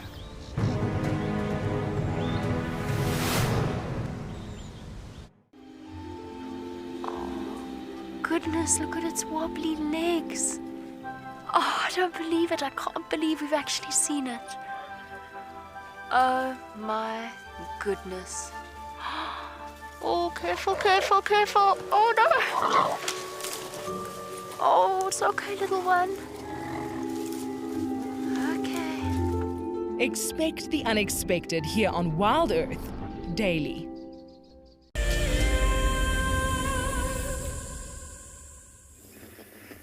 Hello again. We are here at andBeyond Pinder with these lions, and it has gotten colder by the second, and this wind still hasn't let up. But that's not stopping this male over here. After a nice big meal, he's moved across the road. We watched him grooming for a little bit, and has settled down into what looks to be a very comfortable sleep. You can see that belly is incredibly full. As I was saying earlier, males are not shy to gorge themselves to the absolute maximum, and it's often quite a funny thing to watch, because they look downright uncomfortable, but it doesn't stop them from doing it. And I must admit, if I didn't know where my next meal was coming from, I would also try and load up as much as possible. But he's moved off now to the side. He's settled down to quite a nice sleep, not quite panting yet from the discomfort. His brother is still laying up on the ridge and is doing much the same at the moment. I think his belly is even bigger than this guy's over here. You can just see that little tuft of mane blowing in the wind there. I think where he is there is a little bit sheltered. He's got the sort of ridge on the one side, and on the other side there's a little low thicket that runs along there. The grass is quite insulating as well, so it can't be too bad. But everywhere else, as wind is cold.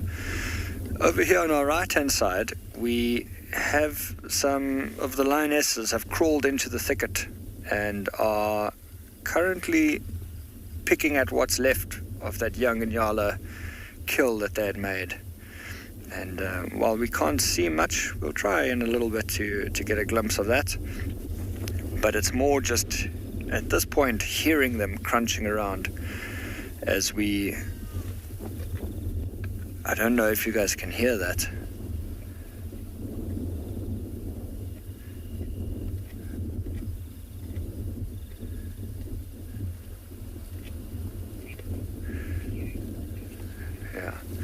Really tough with all this wind. I don't think you guys would be able to hear it, but the lionesses are crunching through what's left on the carcass, and you can hear the sort of slicing motion, and that's them using that row of teeth at the back of the mouth. While we always see the canines. The canines are really only just to grab the prey.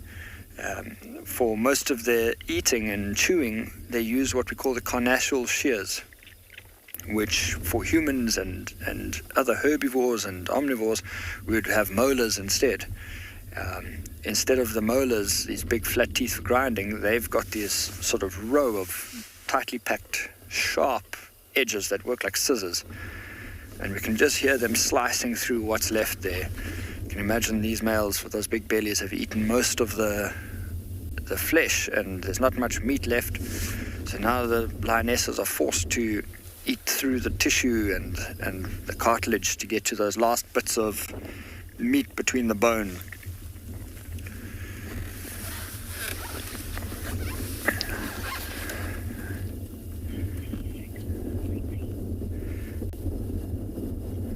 It has been a wonderful evening though. As we've been sitting here, the stars have come out and it is very dark tonight. Unfortunately, with this camera, we won't be able to enjoy the stars, but it really is a spectacular night, with the only downfall being the wind. But for those of you safely at home in your beds or couches or wherever you may be, I hope you're a bit warmer than what we are. You can see I've put on every jacket I have, and right now I'm quite comfortable at least. But it has been an absolutely incredible evening, and we're just chomping along here on the right hand side. I wonder if we can just have a little look inside there, Glenn.